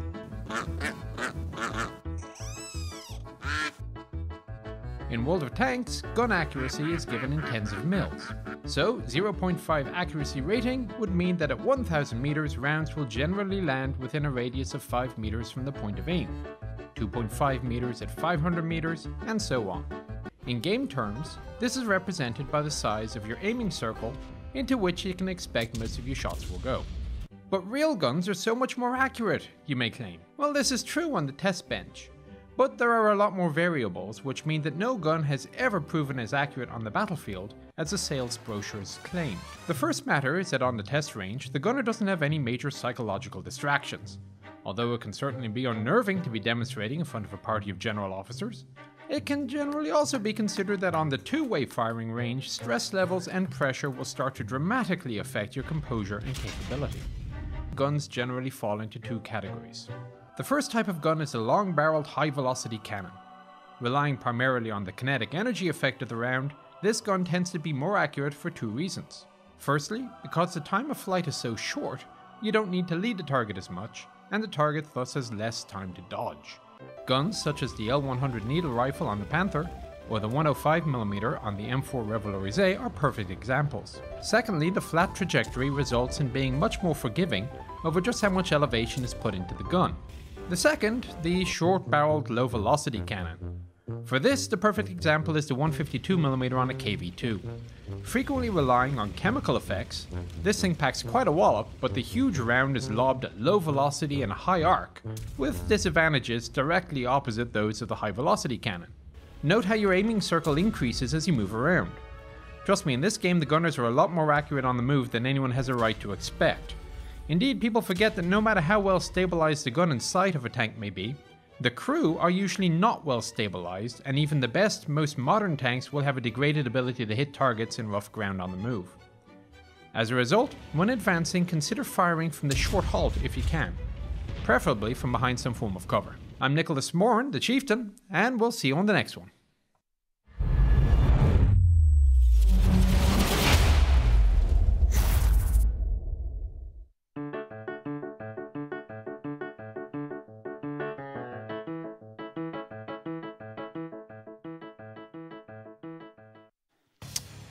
Hello everyone, and we are back with more World of Tanks action. We just watched Teal Team 6 take down Aquatic F7. I was just thinking about Aquatic F60s. Now, speaking of Aquatic M60s, they also have already lost to Elevate 5-0, and top tier is up 4-1 over 07. So, match is going pretty much as predicted. Yep. But the one that really matters is the one up next, the battle for second place, which once again is going to be Dare versus Eclipse. Now, before we get into that, let's go ahead and get a few other things out of the way. Social media, guys, make sure you follow us on Twitter at WGLNA and also hashtag WGLNA. Let us know your thoughts. Let's hear your predictions for the series, guys. Let's get them in right now. Send them to Twitter. If we like them, we'll feature them here on the show. Let us know who you are rooting for, Eclipse or Dare. Now, also, Facebook Live pre-show. Make sure you guys check it out, facebook.com/WGLNA. For every single match, 4:30 Pacific, 7:30 Eastern, me and Randall answer all your thoughts on whether Fantasy League, the league in general, World of Tanks, life, whatever you guys have. Just come out there, hang out with us. We'll chat with you guys for a little bit. Yeah, and we are always willing to look for those Fantasy Tank questions because you are just a wealth of knowledge when it comes to fantasy. James, by the way, does fairly well every season. I think I'm sitting in 4th right now. So. You do pretty well most of the time. I tend to be riskier, and so I get weird numbers, and also just. It doesn't. Yeah, just don't follow me. Don't follow my predictions. I go for crazy stuff. Yeah. If you want to type 59, don't follow around. Yeah, but don't forget, go to fantasytanks.com. We don't win prizes. You do every single day, and at the end of the season, go ahead on over there. You just need a World of Tanks account. So with that out of the way, James, let's take a look at our first match. Our teams, Eclipse. Looking at them, they have been performing a little bit less consistently than we've expected from them in the past. However, they are still in 3rd place. They are only 1 point away from that. And, well, it is a team of all-stars, of veterans. Positive coming over from Ding. Then you have players like Photo Finish, who's been consistently been a top performer in this league for as long as I can remember. Ledif, former superstar from 07, played very well for Eclipse at the end of last season, and then has since pretty much been riding the bench. Germ coming over from Elevate. Exo's played very well. Dark God Zim has been around forever, seemingly, first in Europe and now over here. Then No Nick, No Skill also has been pretty consistent, but he has found himself on the bench right now. Yep, and then looking at the other side, at Dare. Dare, only a roster of 8. Well, they've been performing exceptionally well for a team that you expected more of a 3rd, 4th place kind of finish. But if they can keep up the performance that they're having right now, they could become our new, 2nd place team that we expect consistently to be there. I think tonight's going to be a big tell for that, and we'll just have to see. Well, you have to look at the players they have. Aggressor's taken over as their caller, but 1, 2, 3, Bird, Dark Ninja have all been superstar players for them so far this season. So, 1, 2, 3, formerly known as Malaputin, has been a league MVP in seasons past. Bird has always been around for a long time, back in High Voltage and now on Dare. Yep. Just all players that play very well in fundamentals. And if they can keep it up tonight, they can hold on to that 2nd place spot.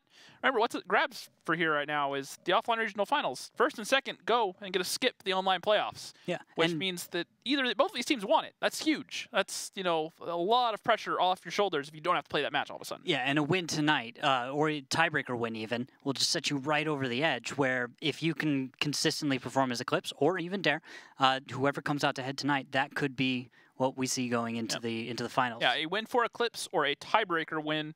Well, no, a win for Eclipse will put them ahead. A tiebreaker win will put them tied on points with Dare. Yep. Any other results will have Dare hold on to their second place spot by the end of tonight. Yep. But that tiebreaker, if it goes all the way to the end, that last win would count to send Eclipse over the edge if they manage to tie because it of head-to-head record. Yes, because of head-to-head record. All right. Well, going on to maps right now, Murrow and Proke being the first ones banned out. No surprises there. Cool. First picks, Ghost Town. That is one of Eclipse's really solid maps. So Dare play it decently, but Eclipse have a very impressive record on it. And then Sand River, a map that neither of these two teams have played a whole lot. We've seen a few times, but no crazy Eclipse has been okay at it. I wouldn't doubt them on it, and same with Dare. Yep, and then Mines and Cliff being the next ones banned out. No surprise there either. And then Himmelsdorf and Ruinberg coming up last. Once again, Himmelsdorf showing up for Eclipse. It's a map that they previously banned a lot. They weren't really comfortable on it, but this team, whether it's with Germ now on the roster or whatever it may be, they really seem to like playing it and have been more comfortable on it. And that's a map that Dare have some rather... going to go with interesting strats for. They had a lot of type 5s, a lot of slow rotations, very anti-meta strats, but they seem to work. Yeah, they do. And then, of course, Mines finishes off. That's the maps, though. I don't have a huge takeaway from this other than this is about within expectations for picks and bans, right? So since that meets your expectations, let's get into predictions. So that means you probably hold the same as you did earlier, which is a 5-4 scoreline in favor of Eclipse. I'm going with 5-3 in favor of Eclipse. However, I think it ends in regulation. I would not be surprised to see Dare come out on top, but I think it will be a close match, and I think I have to give the edge to Eclipse right now. Yeah, I think consistently we all did that. We all said Eclipse should be the guys that win based on past performance. The last time that we saw Eclipse versus Dare, the scoreline there, what we've seen, just the consistency of Eclipse versus that of Dare, and we're just taking that. But I'll say a note about my prediction. I'd put 5-4. But I kind of want to put an asterisk and be like, depending on how these teams show up today, it really could be 5-4 Dare, 5-4 Eclipse, whichever. I think the biggest thing why I'm not leaning towards Dare right now is the Dare top tier match last week. That was a very, very... how to say it? They were pretty much systematically dismantled by top tier. Now, to be fair, that was with Rude Awakening, but that was a team that hadn't been playing well, and top tier just showed up and handily put them down.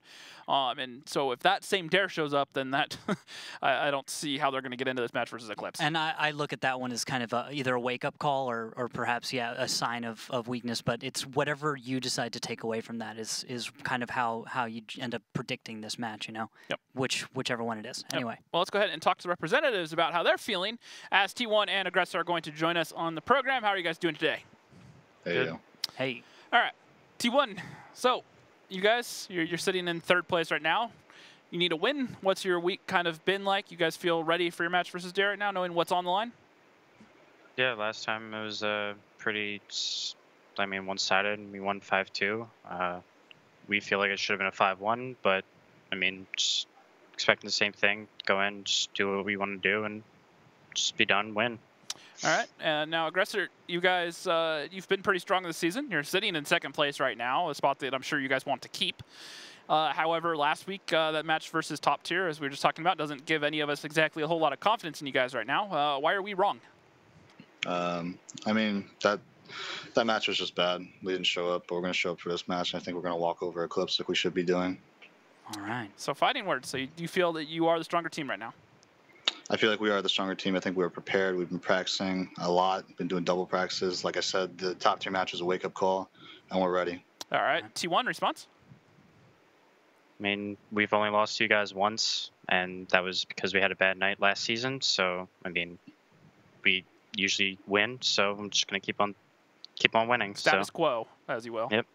All right, Randall, any questions for him? Yeah, actually, just a little side thing. T1, what game are you watching behind you? Well, unfortunately, the Flyers and Nashville game is not working on my TV, so I have the Blackhawks and Montreal on, so... Oh, okay. Well, my condolences. All right. That about does it for me, guys. Aggressor, any final thoughts for T1 and Eclipse? Good luck, man. All right, T1, any final thoughts for Aggressor and Dare Rising? Good luck, have fun. All right, guys, we'll see you guys in the battlefield in just a few minutes. All right, thank you so much. All right, that does it. I actually am satisfied with those answers. Confidence. I like the confidence out of Aggressor. You don't get it a lot. You don't get that a lot from either team. Most people are a little bit wary to say or to put out there their kind of confidence, because often what happens is if you talk big and then you lose, well, you feel rewind pretty bad. for an hour ago and remember a certain face-off that happened earlier, and look at how that went. Yeah. So, if history holds true, we'll have to see. I'm just glad he was willing to share an opinion about this, because a lot of the time people will just shy away from saying we're ready or we're not because they don't want to give their opponent that idea. But the thing is, both of these teams know how important this match is for them. No, they're both ready, and double practices coming out for Dare Rising. So putting in the time. I think the only other NA team that's putting up double practices consistently is Elevate. Yeah. So knowing that, now Eclipse, they're always composed and ready. However, they've kind of been a little shaky recently. So maybe not the most consistent out of them, but like they said, they won last time. So we'll have to see if anything different happens today. As the countdown is down to 30 seconds before we get into our first battle. Now, going on to Ghost Town, Randall, what do you expect out of Dare? All right, so probably just normal play, straight towards the 1-2, and then we'll see where it splits. Now, what we'll be watching for, what I'm kind of watching for, is to see if we see any deviation from those normal run-in-the-mill strats, because Eclipse is great at those straightforward, just traditional Ghost Town plays, and then Dare as well has shown us that they can handle those as well, but they also can bring out some strategies which are kind of like second or third tier. They're not as consistent, but if well executed, they can work. So, taking a look at the lineups, I think that's where we're going to have to see our first big tell, because Eclipse bringing a mouse, and then 2 T57s, 2 Type 5s, that 5A and a Bat Chat. Meanwhile, out there, an I-7, 3 mice, 2 T57s of their own, and a 5A, so opting for no mobile tanks. They are on offense, though, so that indicates probably a set play of sorts, going for 1 cap, getting to cap pressure, and just holding firm, not needing to flex around the map. However, both teams opting for T57s. This is something that we're starting to see come back in favor a little bit more. For a while, because of the nerfs it received over a couple years ago now, no longer as mobile as the 50B. However, with the meta changing and the Type 5s and the mice, starting to be a lot more prevalent, having those heat shells and the insane DPM that T57 brings to the table can be rather nice. So, opening moves now as we look across. We've got Positive on an opening scout run right up the middle of the map there. He isn't going to find much this time, and instead decide, well, maybe just chill out for a moment. Although he may be in for an unfortunate surprise once he finds T57s 1, 2, 3, and who's that with him? Aggressor. If they do find him, I think those 2 T57s could do a decent job at tearing him apart. But opening spots do happen. IS-7s on their way in. Nationwide and Bird are taking damage. And they're going to head for the 1 cap. So normal 1 cap play. We're going to have to see what Dare's plan is to deal with that traditional defense that we're seeing out of Eclipse right now. Because the trick here as your defender is not to get caught off guard on that counter flank, and then of course don't let your cap get too far out of hand. And that seems to be the bait that Dare wanted them to fall for as they're pushing forward. Dark God Zim is currently scrambling to get up against the building. The rest of the guns are trying to get in position to cover. Positive isn't behind, and he spots the whole team. And these tanks coming through now. We'll have to see what the tanks on cap do for Dare, because they need to find a way to get their guns into the fight. I don't know how effective they'll be able to be currently. Now, 1 reset does come in. It's going to be a smart play to get off the cap and pressure on the fight, because Positive in the backfield right now is going to be able to get all the resets he wants once he gets into position. Right now, the advantage that that you see for Dare is that they do have more, well, they did until they lost Durgil, more guns on the battlefield in that area to support. Right now, the problem is that Positive has finally found Nationwide and should be able to get a kill. That's going to even this up. That's actually going to create a small lead for Eclipse. Keep an eye on both the 57s right now for Eclipse. They're coming off their reload, getting into their second clip. They need to make these count, and they need to equalize guns quickly to make sure they close this out. Yep, focus looks like it's going to go straight onto Dark Ninja, or shift onto Bird. Although, it looks like focus is hard to keep straight right now. Exo has 7 hit points right now, and he's on reload. He will go down, leaving Drawcab all alone. T1 looking for the shot onto Bird. Gets a shot, not able to finish him though. Only 460, and Drock is still reloading. Positive's coming in with his HP. This is a mess for both teams. Right now, this is a mess. Focus Fire is better right there on Dare, but Eclipse could be able to close this one out. There we go. Positive being reloaded is huge. Yeah, but now Positive should be able to get a couple more shots off. Knows that he has the HP, and I really like that out of Positive, knowing he has the HP to play with, pushing in, making sure that 1, 2, 3 goes down, not letting him get onto his second clip. And Germ missing a shot onto Bird. Both him and T1 are full HP though, so I don't see this going any other way. T1 finishes off Bird and actually sets T1 on fire. Nice, that's gonna help a little bit. Of course, Dark probably can't finish this off. Germ is full health. So this should be ending in a moment. Nice play though by Eclipse. Although Dare definitely lost out in some crucial areas here. And that'll be battle number 1. It's tricky to win on attack though. This is Eclipse. Those double T57s, I've talked about it before. I don't remember exactly where. I don't think it was here on the broadcast. I think you have actually. You mentioned it before. Yeah, the difference between 2 versus 1. Yes. I know I've had the conversation at some point. I just can't remember where, but we have. You know, two T57s there.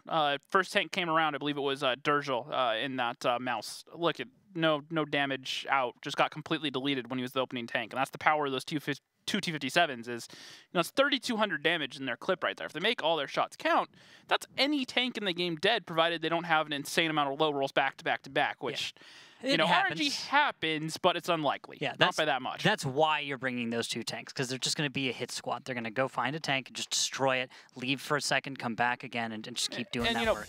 Burst management is something that we talk about every now and then, especially with the bat chats, but the thing that's kind of deceptive about that T57 is, it gets off the 4 shots in 6 seconds, basically, from start to finish. And then it only has a 22-second reload on the clip.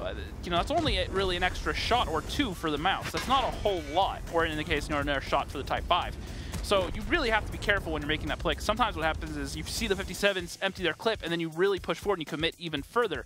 But if you can't kill those 57s quickly, all of a sudden they're off the reload again, and you've only done 1 more volley's worth of damage, and they're ready to put out another clip. So, it really worked out for Eclipse this game. Yeah, and look at the post-game. Dark Ninja actually does a great job when his mouse doing 4K, putting up decent points. Germ tonight starting off strong with 4K, and then EXO as well, 3,400.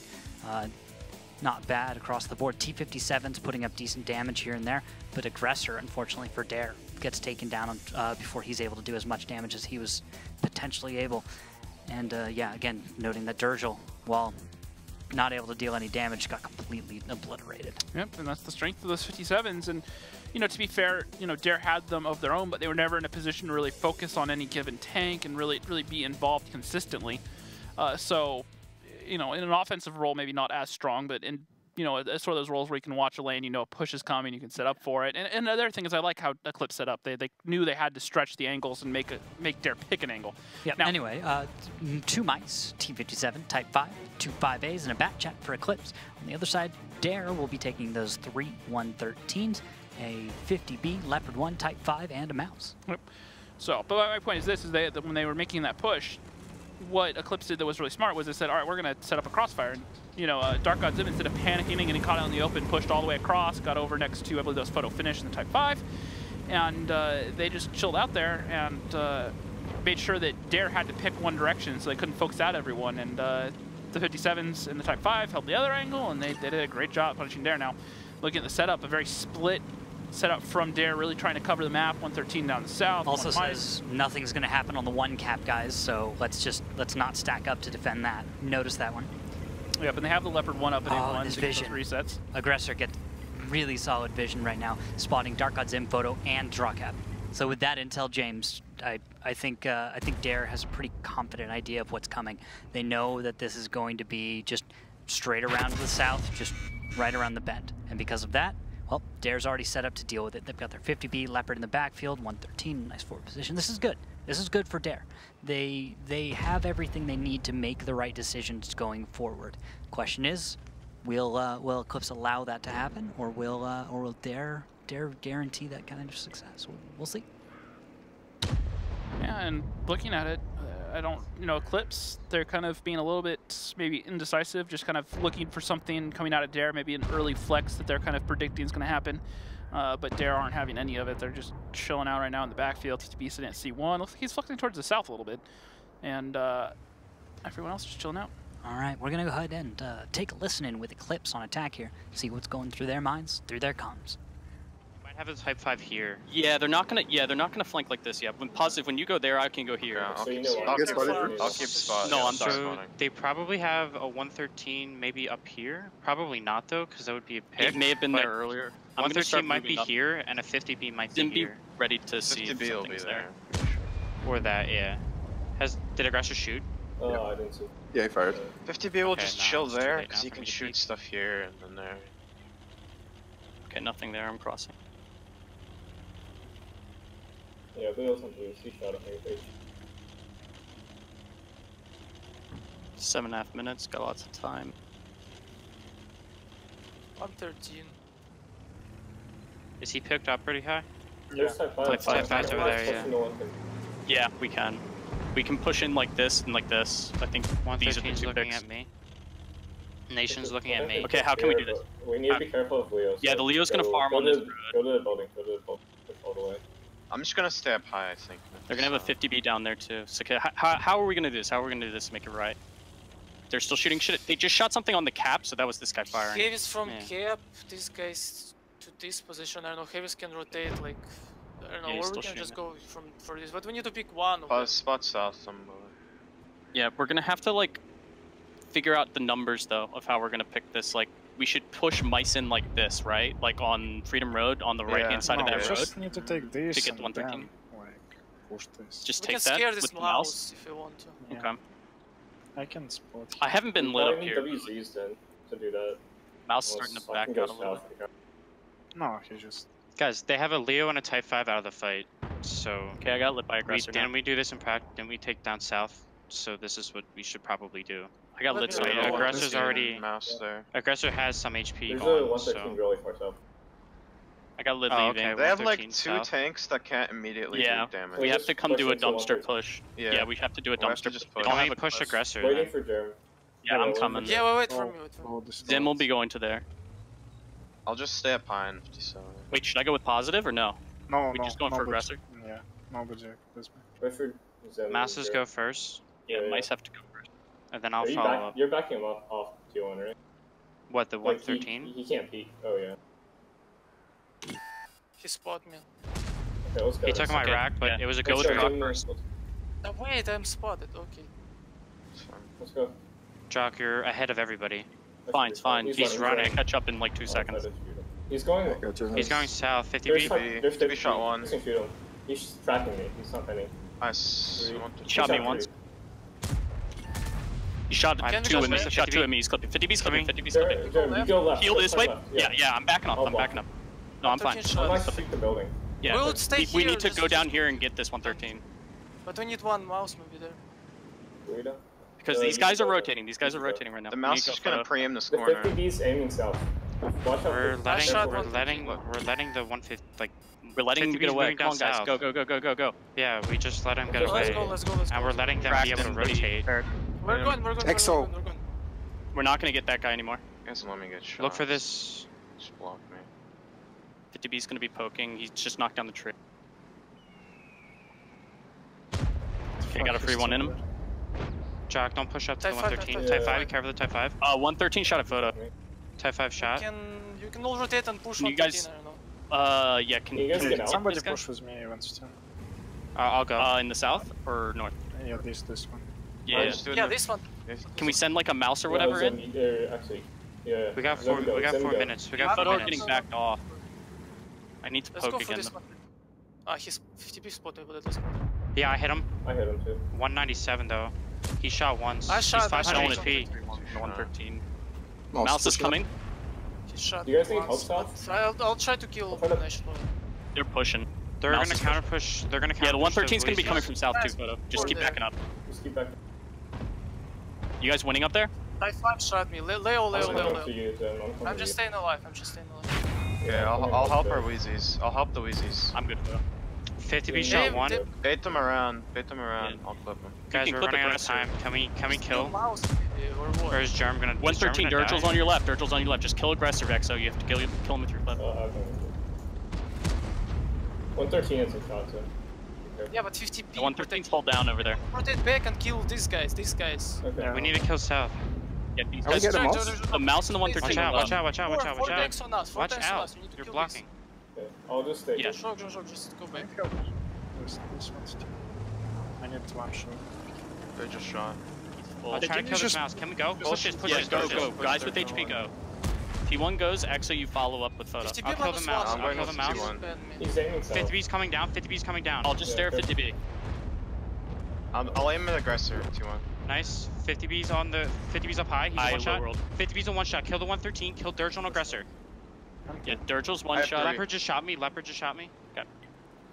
I'm just aiming at 50B. Can we kill? I shoot him. Can we kill the 113 Dirgel? Yeah. Just kill Dirgel. And then we have to kill aggressor next. Kill aggressor next. Kill aggressor next. We have time. We have time. Yeah, we have 2 minutes. Jerem, watch out. Clipping. Yeah, we're running low on time. Leo's coming around, but I'll No, T1, I will kill Leo. I'm gonna leave the 50B. He shot me. Oh, he's They're pushing drop. I was gonna try to get over and get into cap or something. 50B's Can we kill the over. 50B? 50B shot me. Can we kill the 50B? Oh shit. I shot Leo. I one shot, guys. I wasn't looking. I'm Someone sorry. shoot 113. Okay, I'm rotating back. Photo, come back. Kill the 113. Push 113. I want to Push go 113, around. guys. Push 113. Positive will be able to kill the Leo. Positive will be able to kill the Leo if he doesn't get shot by the 113. We have to kill this 113 fast. Got positive. We're a bunch of one shots. Kill the 113. Kill the 113. Keep the fucking Clippers alive. Zim, just go. Zim, just take the hit. I don't have shots for the 113. Type 5 next after the 113. We're all Type 5 shot. Type 5 shot. You need to kill the 113's looking at me. Zim, go. He's not looking. 113's looking at EXO. 113 shot. 113 shot. 113 shot. 113 shot. Okay. Type's together for me. Type's gonna shoot. Together. Type's gonna shoot. Don't die. I'm trying not to. I'm clipping. He did not fire. He did not fire. EXO. Let EXO clip and then go. I can take shot. He's looking at you, Photo. Photo, he's looking at you. Yeah, 1 minute. I have Jerem, go behind. 9 Jerem, go seconds. behind. Guys, just let Jerem go behind. You have plenty of time. Don't let EXO die. Plenty of time. Zim drives in. He's pushing Zim. He's pushing Zim. He shot. Yeah, just go.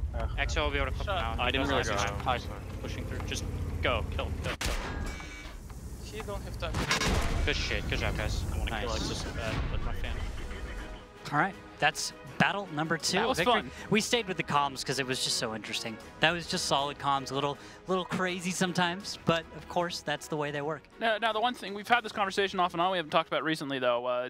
You know, having a single dedicated caller versus community style calling. Yeah.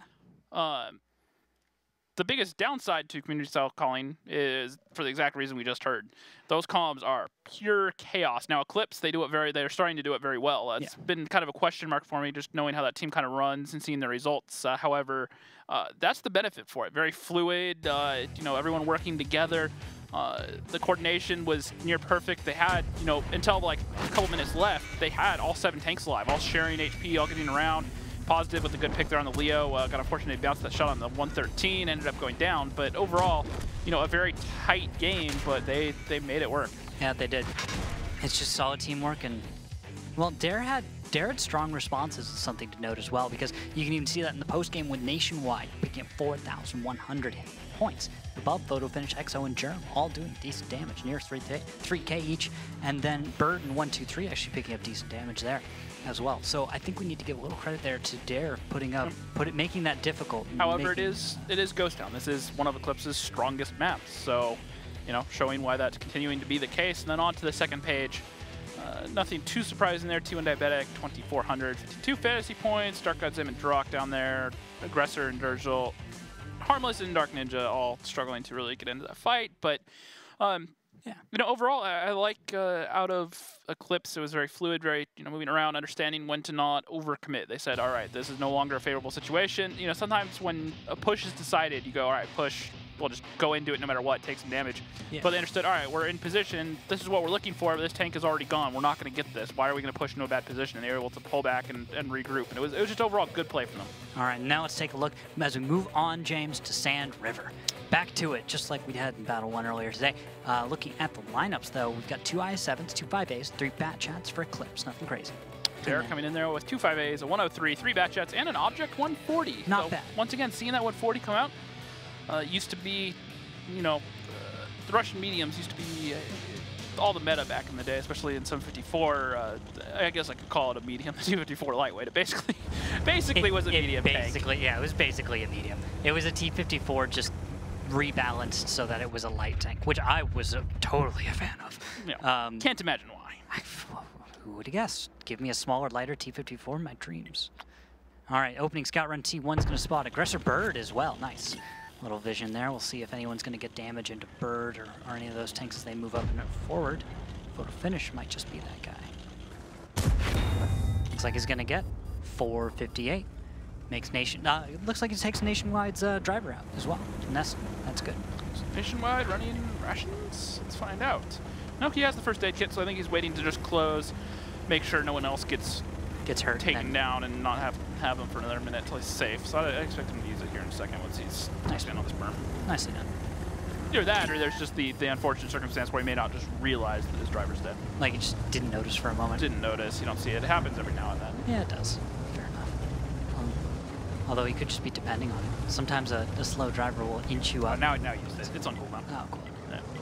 Photo Finish is going to back off from his position. This is a very defensive kind of setup from Eclipse. You can see how they've kind of backed up from both of their cap points. They've decided instead of taking more forward aggressive spots where you're in it, where you are absolutely going to run into your opponent, just back off a little bit and try and bait your opponent in. Well, if you look at this setup they're running, you know, well, they only control this bottom corner of the map essentially, or if you want to draw it down into here. Even less though in some areas. They have a strong crossfire. These guns can help here, along with this gun. This IS-7 could scramble over here to get shots into this area next there. If they push up here, all they have to do is drop back into this area, and all of a sudden this gun can help. And these guns can help. There's just all these crossfires, all these different ways, and so it's very tight. They can all cover each other. So definitely keep an eye on it going forward. But they won't have to rotate too far to cover each other. Yeah, but the weaknesses here are, of course, that well, it's quite difficult to cover your own caps. You can even a tank can even get on cap from Dare without being spotted. Now you have that, and you also have the fact that once again, passive defenses. We've talked about it. It's the same thing. You know, just because they're number 1 and 2 in the league doesn't mean they don't do it either. So definitely also keep an eye on that, because if the right intel comes in for Dare and they understand this defense, they may be able to find some overmatches. And like now HE's coming out now from Nationwide and Aggressor. Well, we saw this happen, I believe it was Top Tier versus, or who was it that played 07? Elevate? It was one of the games where 07 put the SGRV up in that top corner, and they ended up being HE'd out. So, you know, not impenetrable. Now the IS-7 is going to have a bit more longevity, I guess the best word to use for it there. Still not impenetrable though, and could go down eventually. Yeah. Especially, you know, always relevant phrase is death by paper cuts is still death. Yes. And we'll see what happens there. As Darko is actually not taking too much damage yet. It's relatively okay for him right now. And it's going to be on Dare to see what they're going to do in order to figure this one out. Because they've been shifting those bat chats around back and forth and back and forth. This is, and it kind of reminds you of old times when people used to just rotate mediums to try and find a push, you know, or a scout out of position just by rotating back and forth and back and forth, and just hoping that your opponent would do something. Yep, and now look at this. The bat chat's coming up in the blind spot here for Dare. Pushing up, they might find Germ. Now this is where the crossfire is going to be important. Those bat chats need to make sure they get into a position where they can cover. Now if they go for a dual push and they push in those 5As onto the 5A photo finish at the same time as these bat chats come out, they could find enough of an isolation and overmatch here to make it work for them. Yeah, they could. The dangerous part here is the bat chats overlooking this position from. No, they're not spotted yet, and Germ is going to get close enough to prox light them. He doesn't know they're there. Now he spots them. Now he knows he has to back up. 1, 2, 3 actually gets a little direct from an off angle, and they're gonna have to go. Harmless is gonna start closing the distance. Dark trying as well. Now the question here is, do you go and get the kill and try and, you know, close on this, or do you risk it? Just Harmless getting focused out. Batchat's in a good position to cover. He's down to basically a one-shot, and Germ's gonna back up a little bit farther. Dark's getting a little bit too much into the red. Because of that, I'm worried about him. Starts to take 5. Germ gets one more shot, and he's going to go down, but what was the toll there? It looks to be about 2,000 or 3,000 HP for Dare just to get that one tank dead. Yeah, and that's going to be control of a reasonably powerful position. They're going to be able to get Durgel into position. That's going to be what's important as we go ahead. Where is Durgel? There he is. Durgel, once he's in position, though, he can start raining damage on all sorts of tanks. So that's going to be the important part of this push from Dare. Eclipse can still try and make some counter plays maybe, or retake control of some area of the map. If they can do that, James, that's where they can make their way back into this one. I like this out of Eclipse. They got an advantage. They had all their tanks spotted, and now, well, actually Positive gets spotted, so he has to back off and stay where he is. But the bat chats are all flexing around right now towards the other side. Now they are leaving the WZ exposed, but they're going by just the threat of knowing that those guns were last spotted overlooking him. That's going to be enough to slow Dare down from pushing onto him. Positive spotted again, so this is going to be unfortunate because now they're spotted. Now this could work against them if they're not careful, because now no one is covering Dark God Zim, that I-7. And right around the north, Zim, photo finish, moving up. They're going to start focusing on Nationwide. It looks like Exo's going to join the fight as well. and this will have to resolve quickly. If it can resolve quickly enough, this is great for Eclipse. If not, watch this battle turn on its head. There we go. Bird's taking plenty of damage now. Give him a moment. In the backfield there, he's trying to take cover behind a rock, but it's there's only so much that can be done. And they're positive moving up. Now the bat shots are going to be spotted for Dare Rising. They're going to get caught out. Harmless is down to a one-shot and gets deleted by photo finish. Good shot there. Drock just trying to keep the lights. STRV is now right on top of him in a spot where the rest of his team shouldn't really have the supporting shots. However, I think they're just going to let Drock go down while the rest of the team pushes over onto the WZ. They take down the 140 as well at the same time. Good coordination there from Eclipse, and this is starting to spiral out of control for Dare. That it is. And I think that's going to actually start spelling the end of this one. It's very unlikely that 1, 2, 3 or Aggressor can really hold on that much. There we go. Dark God Zim getting another kill. Looks like 1, 2, 3 is out in the open trying to do what he can, but it's going to be difficult. The captain is going to start. 1, 2, 3 is on reload. We've got his battle buddy, Dark Ninja on reload, and we've got the Sturv getting flipped. He's actually just getting pushed off. Oh, he gets out of siege mode and tracks, but it's going to be unfortunate because we get focused out. Yeah, that didn't work out. Now 1, 2, 3 is alive, but who's going to get it? T1 should be able to pick up that kill, as 1, 2, 3 just barely avoids him. Drock actually gets a nice shot from downtown in that 5A. Takes a returning shot, and now Dark Ninja's trying to return a little bit. But there we go, T1 gets a kill. Positive closing the bat chat. Looks like he's going to try to get the kill here. Still doesn't know he's on top of him. Nope. Surprise, surprise. And there we go. Positive picks up the kill, and that's going to make it 3-0 in favor of Eclipse, and they're starting to run away with this.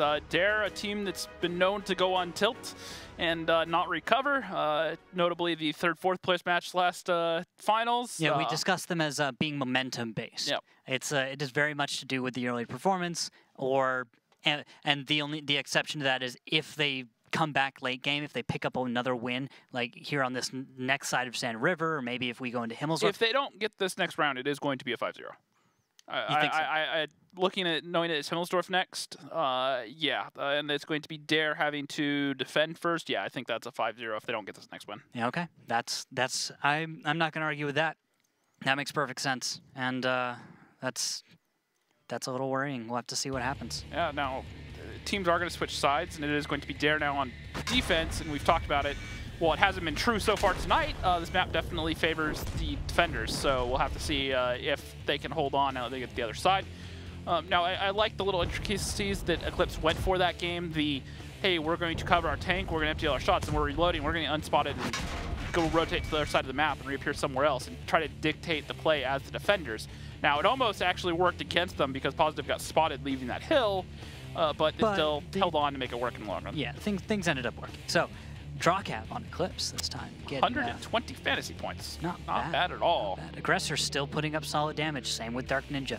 Look at it. Even though they're losing these battles, they're making their way to the front page. Yep, and the normal people that are on that front page not finding themselves up there. Photo finish got caught out pretty early on behind that rock.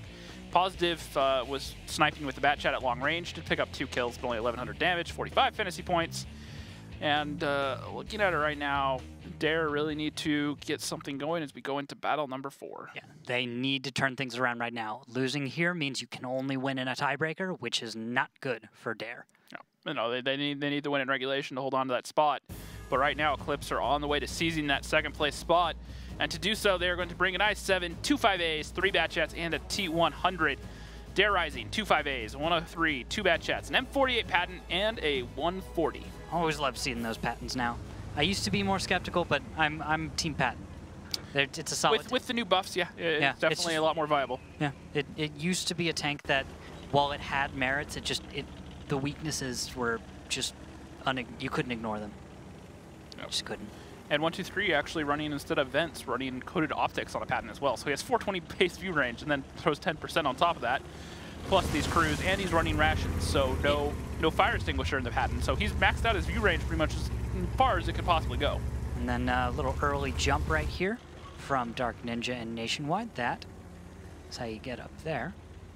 And Dark Ninja's going to have a nice high ground to mount and goat around and snipe with his Bat Chat. So pay attention to those little jumps everywhere. These guys know them inside and out. Absolutely. And now 1, 2, 3 just poking around in the south. Getting spotted. Getting confused why he's not spotting anything in return. It's because it's a light tank, and you, while you are a Patton, you just barely can't beat that. Camo value of that T100 is very strong. Yes. And there he goes. He's like, I'm just going to put this tree here. And this is like the situation we were talking about earlier with Knight in the T100 on mines. Well, look at the difference between mines and then this. Look at the ranges, the way the hills play. There's a lot more room for that T100 to get around and to do his job, where on mines there really isn't that much room to move at all and get boxed in like he did. So, you know, Dark Eyed Zim just showing exactly how to do it on this map. Notice he's not really sitting still. He's poking up, goes over one ridge, sees if he gets spotted, backs down. Just doing what he can. They still actually haven't spotted the Bat Chat all the way down in K0 yet. They only know that the M48's there. They haven't spotted the Bat Chat. Actually, it's the 140 of Aggressor down there the whole time. So this looks like it's going to end up being a north push one way or another. Right? And you got IS-7 around to the south, but I don't know if you want to keep with that, right? Moving back around north, maybe. I would hold him personally. I think putting him at like F3 with maybe a tank up on the booster and base, while the rest really bully that cap. Because what that does is that shuts down the whole inside angle along the D5 corner there. We see a lot of teams try to work. Basically what F7 did earlier on defense, tried to take the south in that inside corner, and what a couple tanks there would do is shut down that one side where you have the 5 other tanks for the cap in the north at that point. So maybe something we'll see out of Eclipse before too long. Yeah. And there we go. Little damage being done. Harmless taking a shell. Actually, it's going to be Eclipse themselves. They're going to start pushing around that same bend that I was talking about on the outside there. It's a strong play if you can make it, but a little dangerous in this scenario. They of course don't know exactly how. Now remember, we get to see everything, so these guys are only going off the spots that they have. Yes. We have that extra knowledge that they don't quite know yet. Now looking at it, Harmless just working on ridge and bouncing a shot off the side of his turret. Pause photo finish, just going for the cupola there on top. It's a really tight gap, especially with Harmless moving back and forth constantly. Yep, that's how you make the trick work. And then you can see how Dare is kind of grouping up. You see how they're pulling everything out of the south, really expecting that this is going to become a fight for the 2 cap.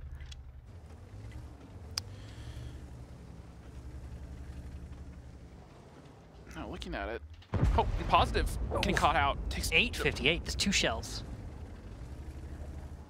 Ouch. Tanks putting nice volley there. Yeah. Positive getting caught out a little bit. That's how fast these guys are. You peek up for just a second, and they're on you. Good focus fire, good coordination. And lucky for Positive, he didn't get perma-tracked or ammo racked. And there we go, nice vision on to Dare. Durgel, Aggressor, and 1, 2, 3 are spotted. It's going to be pretty decent. Looks like Exo, though, takes damage in his bat on the way out. He might actually be forced to take another shell, as it does look like Dark Ninja has an angle, or he had an angle. It's gone now, but if Exo decides to keep going forward, he might have to risk it. They're looking for Harmless might be able to find it, not quite though. Risky from Exo. Yeah, he's in for a delicate spot. He cannot afford to go down right now. You don't want to be that Bat Chat that goes down. It looks like Cap's going to start at the same time, and Photo. Whoa, Photo.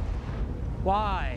He went way up and over. That was aggressive. He got himself racked and lost more than half his hit points for it. Exo getting the shot there into the side of that 5A, being just a nuisance, playing a really risky game. The longer he's alive, worse it's going to be for Dare. However, they are up on HP by about 2,000 right now, so although worse position. Yeah, and then of course Dare is able to actually hold off the cap. Positive is forced off by taking some damage, and Dark Eyed Zim's not able to do much better as he's just forced into a divot. So right now, not huge gains for Eclipse, but oh, there's a gain. Okay, never mind. So I take it back. Harmless is down. That's taking down one gun isn't. And the same situation we saw in Ghost Town. There, Exo is going to go down. I was about to say 7 tanks alive, all low HP, but nope. Exo goes down, ties it up 6-6. HP still 3K in favor of Dare. And now with Nationwide having taken down Exo, there's a beautiful alternate angle for Nationwide to exploit onto photo finish and draw cap. If he can manage to get there. Trick is, of course, T1 Diabetic was just down south in that cover, and well, he's on reload. I don't know if Dare perhaps knows. Dare's probably going to want. There we go. Nationwide puts 1 shell towards draw cap, bounces off though, and Dark Ninja's going to move up and over. A full health Bat Chat. Actually, he's going to risk it, and it's going to be worth it. Going to find the shot onto Photo. Nice. Rock not able to sim for him, recognizing at the last moment. Now these guns are not in position to really punish, and this could be Dare Rising taking a page out of Teal Team 6's book and really punishing that. Well, the bat shots are all in reloading and moving away. It's working out. That's exactly what's happening. So it looks like a matter of time right now. 4 guns against 6. And T1 Diabetic has Nationwide caught out. Not bad. He's actually able to pick up that kill, evening the score a little bit. He's going to find Dark Ninja at range. And T1 has not taken any damage. Positive is down, so now 3 tanks alive for Eclipse. But they're in a clutch situation where hit points on both sides isn't bad enough to be a major concern. So Germ, though, is kind of pinned, and that sucks for him. And HP's actually evened itself out, but I don't think there's enough guns in position really for Eclipse to really punish this, as Germ is going to lose all his HP right now. Does get another shot of damage off, but no matter how much damage Dark God's in pumps out another light tank, it's not going to be enough to salvage this. Yeah, for a moment I was wrong there, and I thought the I-7 might be in a safer spot, or Dark God might be able to get some more damage out, but ultimately it's all about T1 right here. And well, now the focus fire's found him, and he should be going down. There we go. Yep, and Dare really needing the win right now, and they're able to pick it up. That should be making it back 3-1. However, we are going to be going on to Himmelsdorf next. And like I said, they are on defense.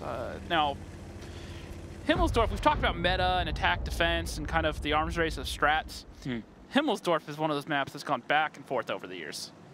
Like, really, really gone back and forth. Aggressor sneaks in that final shot, gets the kill, and that's going to be a point on the board for Dare. So, they have a chance. We said it, if they'd lost there, it was probably going to end up as a 5-0, at least your prediction. Now we won't get to see if that's true or not. Yep. We're going to find out what happens when Dare finally puts a point on the board at the end of Sand River, right before we go into Himmelsdorf, where we will be having Dare defending first. So, that's a good place to turn this around. Of course, you have said this before, and we all know Eclipse knows their way around Himmelsdorf. Yeah. And that makes it tricky. You know, they've struggled on it in the past, seasons past, but this season they have not been shying away from it. Now, part of that you have to wonder, is that partly due to Germ, Positive, being a little bit more comfortable on it? What exactly is it? You know, there's a lot of things that could be influencing in it.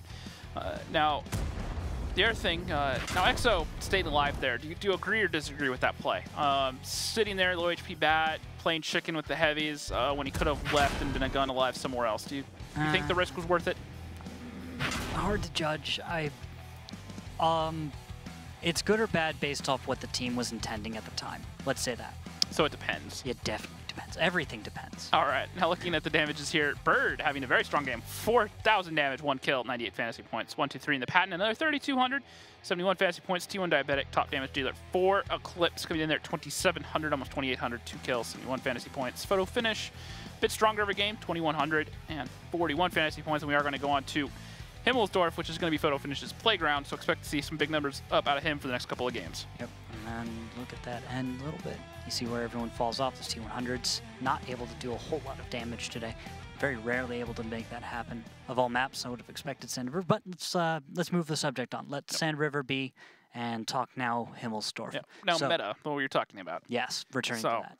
A long time ago, 742, when you first started working here. Back in my day. Yeah, it was very defensively sided, especially towards the north. Had some very strong setups. And player skill at the time made it nearly impossible. Yep. Also, everyone's confidence, I have to say. Then we went to attack defense with that cap over on the 1-2 line, a little bit further to the south, and the cap in the north a little bit further to the right. You saw a lot of hold downs, togs, other stuff. What am I looking at, Randall? James, the lineups. The lineups, James. Oh, boy. You guys are going to see it in a minute, but this is... All right, we can do this. We got a 50B, 2 mice, type 5, 5A, T110 E3 and a Batchat. On the other side, Dare bringing the heaviest lineup with 4 mice, 2 type 5s, and a T110 E3. They didn't break the 20K mark, though. They didn't, but that's still a lot. We haven't seen this many on the battlefield. I think we've only seen 3 for the most part, and then normally we'd see, maybe 2.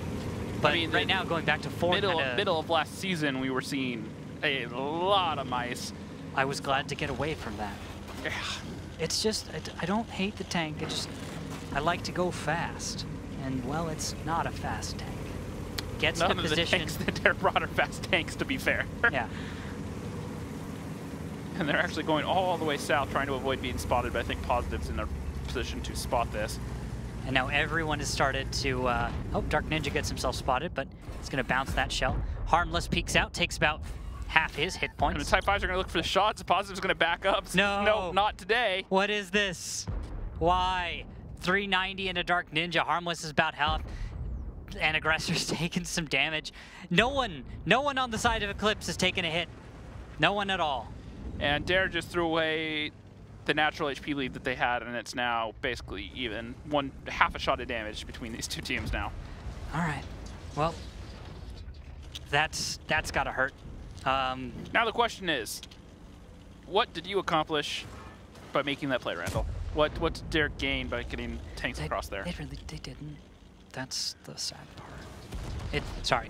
I'll stop being all depressed about it. And it didn't work. It just didn't work. The Dare was not ready for whatever was coming because everyone on the side of Eclipse managed to land shells, and well, that didn't go the opposite way. And you have Type 5s. I could see what Dare was trying to go for in terms of they understood, hey, someone's probably going to be spotting this, let's try to get some damage. But the coordination, using Type 5s, which the best way to describe a Type 5 is an RNG cannon, in my personal opinion. I mean, that's really what it is on multiple levels. So whether you're going to penetrate or not, if you're going to actually hit your shot to begin with, and on top of that, if you do hit, how much damage you're going to do if you don't penetrate.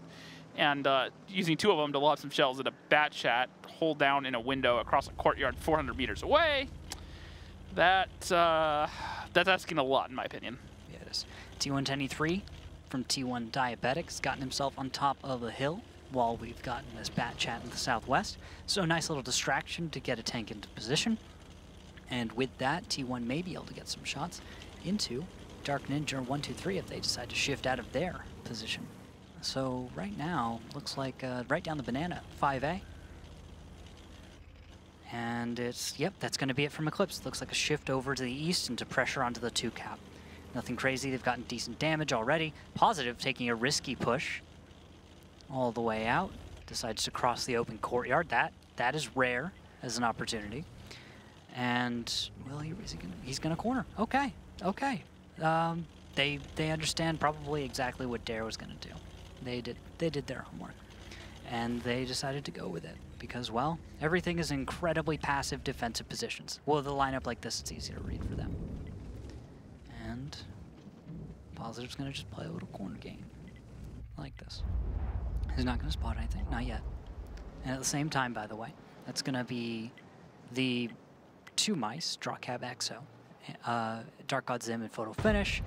Those 50B and Type 5 as well, heading up north. They're going to go right towards that 2 cap, and we'll see, well, we're going to see what Eclipse can do to dig Dare out of their positions.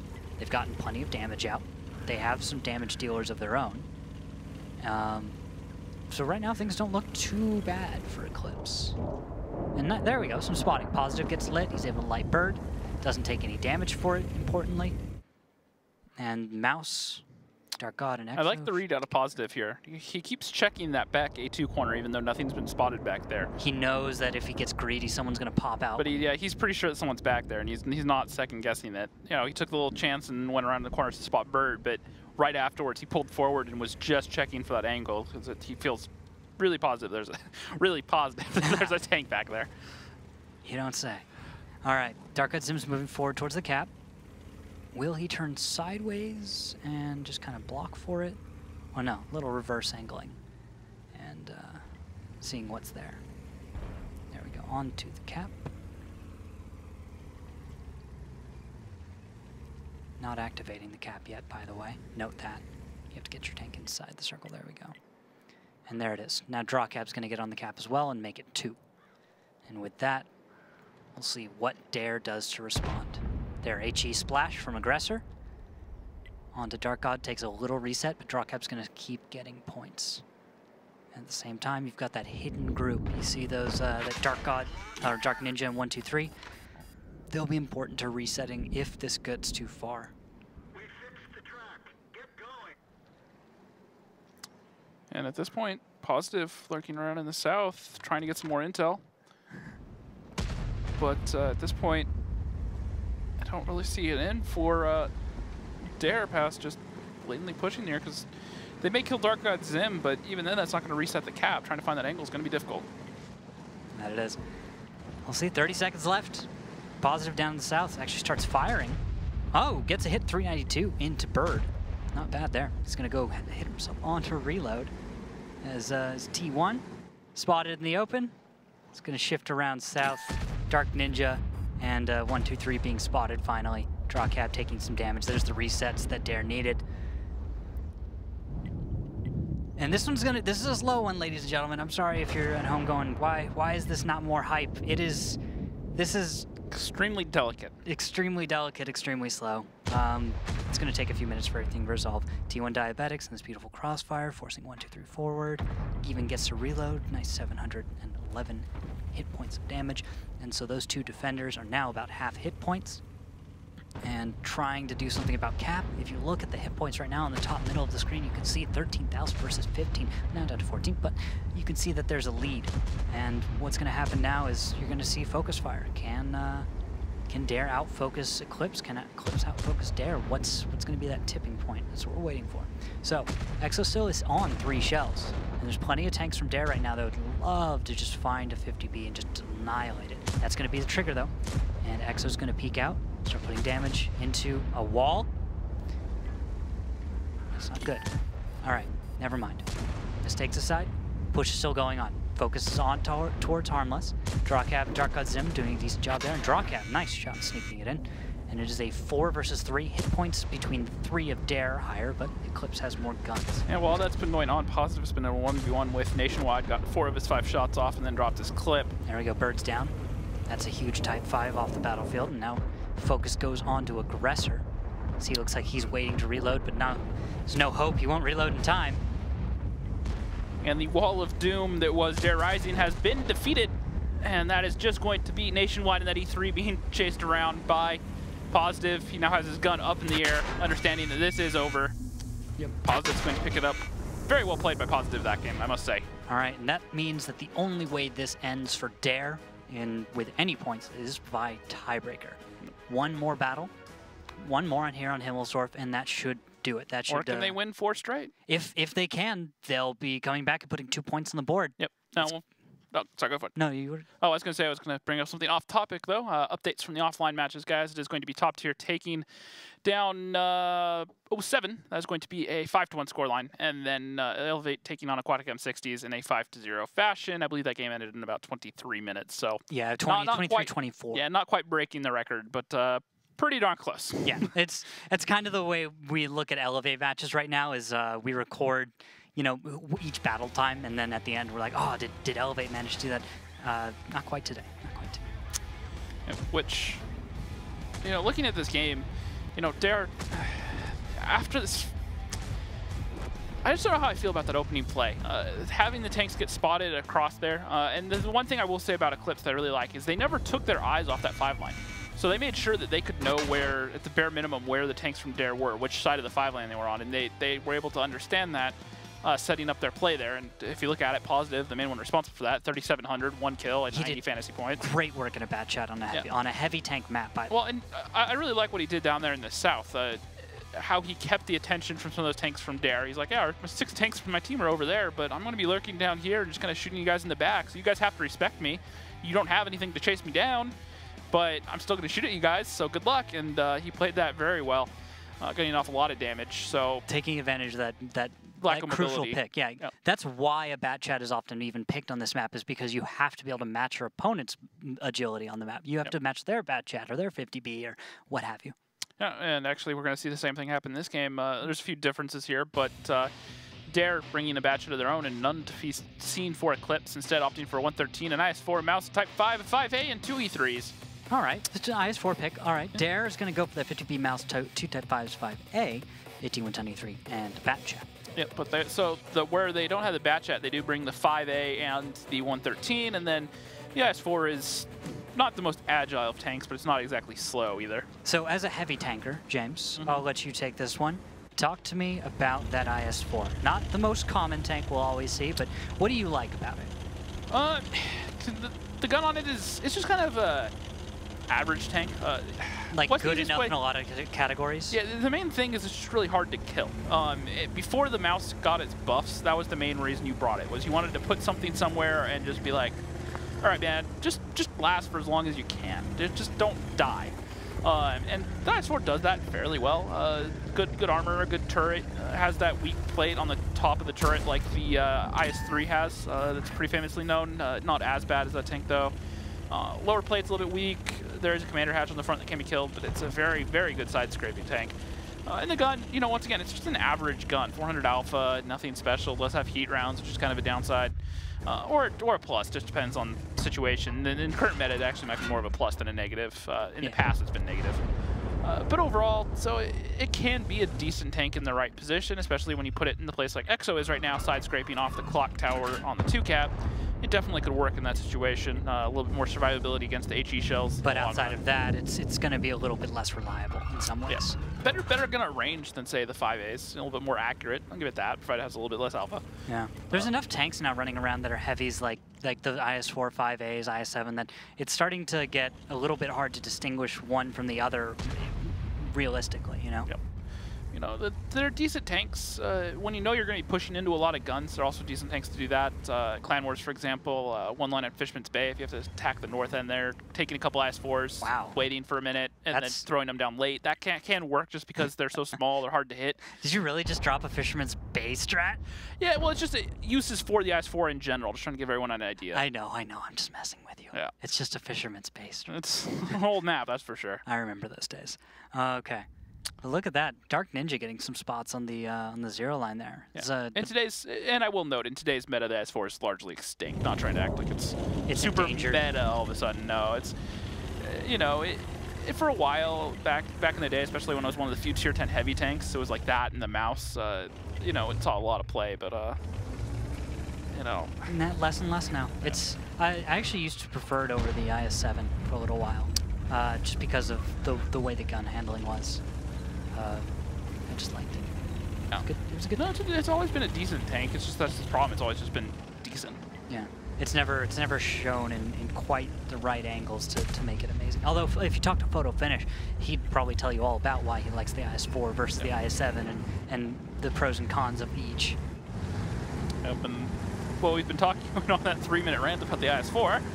Dare have pushed up the 8 line. Well, they slowly. just starting. And there we go.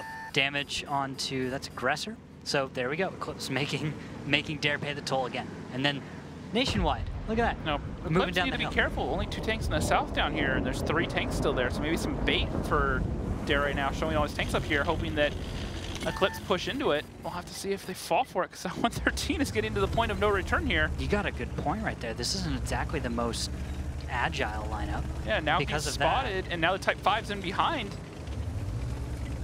Now he's the only one spotted. They haven't spotted the other 5A or the Type 5 yet. Yeah, and that's going to be positive chilling out.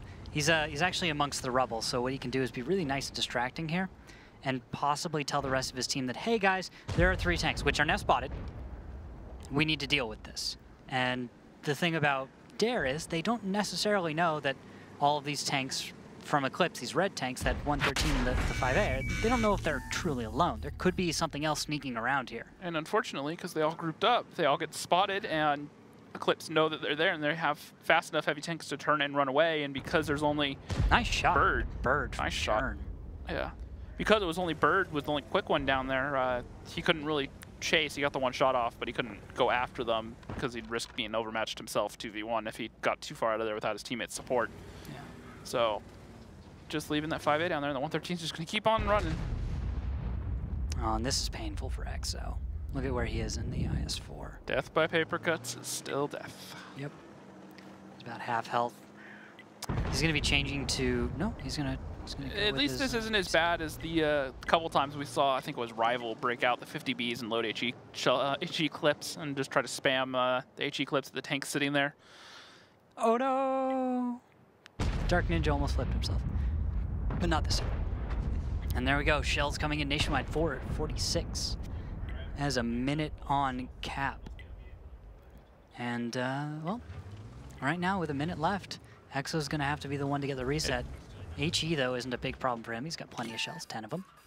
And he should be able to splash out of Type 5 if it comes to it. But right now you can see on the mini-map all of the tanks of Eclipse right now, just moving across the AB line, right towards those defending tanks. And there we go, shells coming out from every which way.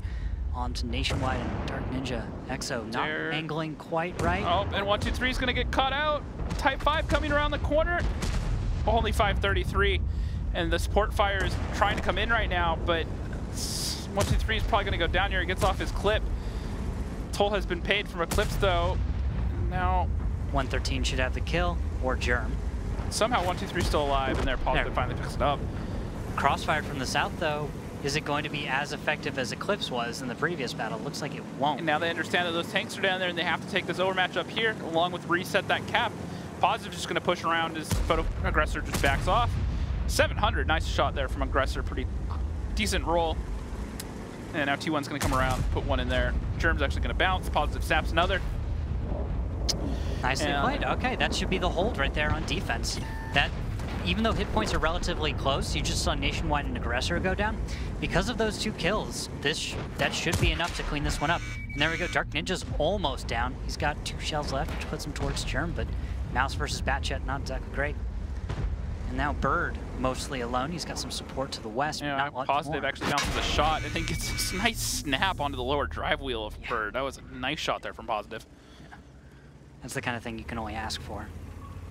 And then Harmless, broadside into Type 5. Looks like he's going towards E3. And bounces the shot from the E3. Wow. This isn't over yet. Not quite yet, but it should be fairly soon.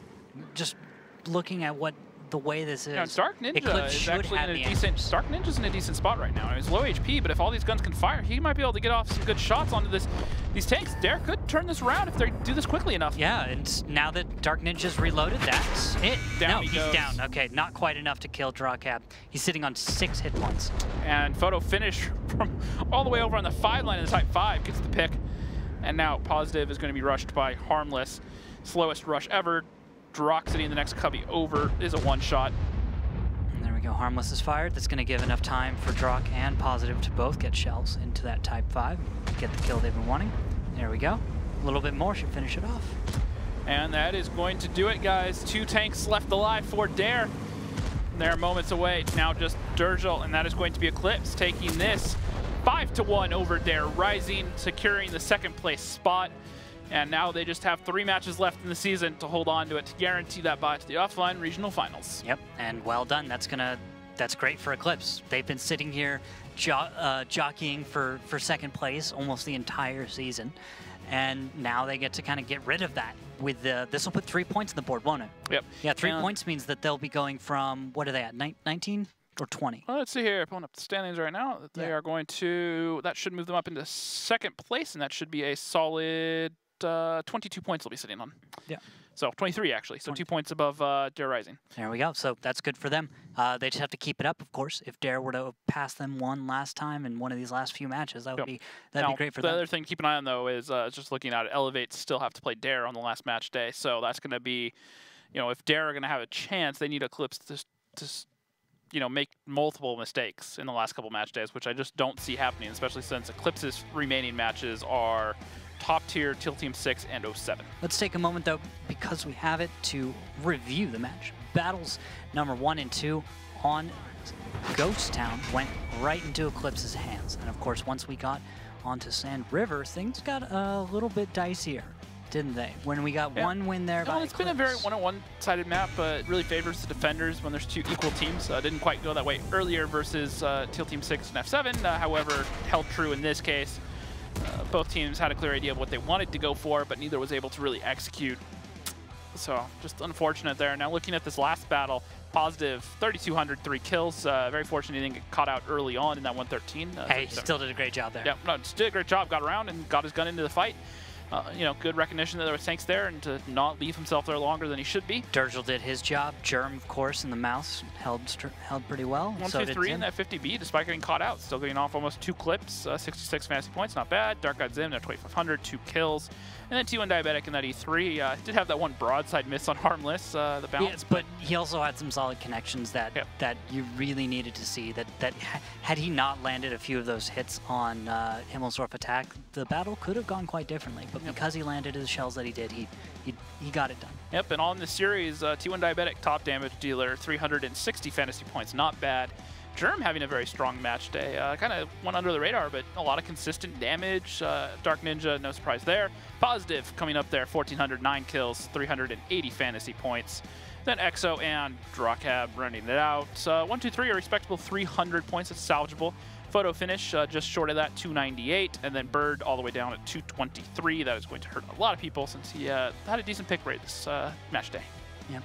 All right, well, that does it for the post-match stats. I'm being told that we have T1 on the line and ready to go talking about this match. Sir, welcome back. Thanks. And, well, overall, that went much better for you guys than any of us had expected. What do you guys have to say for that match? No, just, I mean, it's pretty much expected. It's like you said earlier, status quo. We practice. We should know it should be easy, so we played well. I mean, Sand River attack, the one we lost was somebody didn't listen. That was it. So yeah, got ahead of ourselves on Sand River attack. But other than that, I mean, everything else was just straightforward.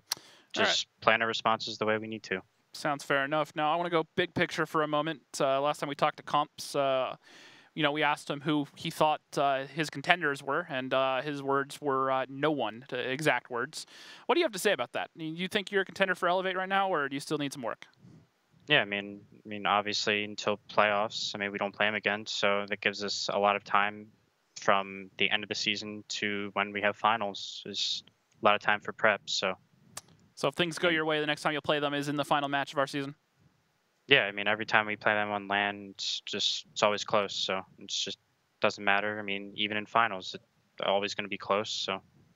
All right, and then, you know, on this map, you had a pretty strong match day, E3 there on that last game. What do you make of that offense from Dare? Because they, or excuse me, the defense, because they got kind of strung out there, and you guys really did a good job at picking them apart. What kind of went through your guys' team comms as you kind of formulated that offense? We saw it. We were like, okay, this is the heavy camp. This is a bad strat. Like, you literally just like fuck yourself sitting in a corner. So any smart team will figure out how to work out and pick out and take damage. So, I mean, they just pretty much like just sat there and just let us farm them. So yep. That was it.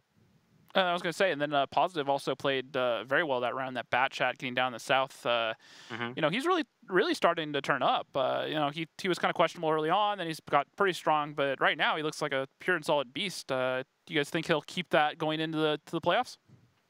Yeah, I mean, he was definitely probably one of the best players. I mean, he's up there in the top 5 in the world, probably, as player skill wise. So, I mean, we knew what he had to bring when he came in.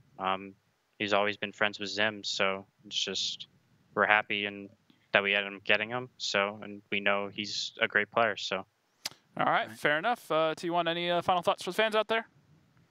No, just thanks for watching. And hopefully, we can keep the momentum up and hopefully be able to beat Elevate. All right. All right, thank you very much. Once again, congratulations on the win, and we'll see you next match day. All right, thank you. Thank you. Yeah, always good to hear from T1. No fire drill this time. Yeah. Well, in any event, let's take a look at the standings. All right, so after tonight, Elevate will be sitting on 33 points. They are now 10 points above the second place team exactly. That's going to be Eclipse after beating Dare Rising 5-1, who are now sitting on the 21 points. Top tier will have 18. Teal Team 6 will have 15. Aquatic 10. F7, no change. They have 9. And 07, again, no change. They'll stick on 3. 07 are just a couple match days left. They pretty much have to win out everything up left. Looking at them right now, and their remaining matches are Teal Team 6, or no, that's top tier. That was today. Aquatic M60s, F7, and then Eclipse. So they need results on all 3 of those. That's a task I don't know that they're ready for. Yeah, well, we'll have to see, of course. Well, with that one, Elevate's just untouchable. Yep. 07, I mean, you mentioned it. Do they have a chance? Now let's go ahead and look at Thursday's matches. Looks like we will have up first Teal Team 6 versus Dare Rising, and then Aquatic M60s versus 07. Offline will be Top Tier versus Eclipse, and Elevate versus F7. So if all those go as expected, probably Dare winning 5-2. Just give some early predictions. Aquatica 60s versus 07. That's a toss-up that both those teams really need. Could go either way.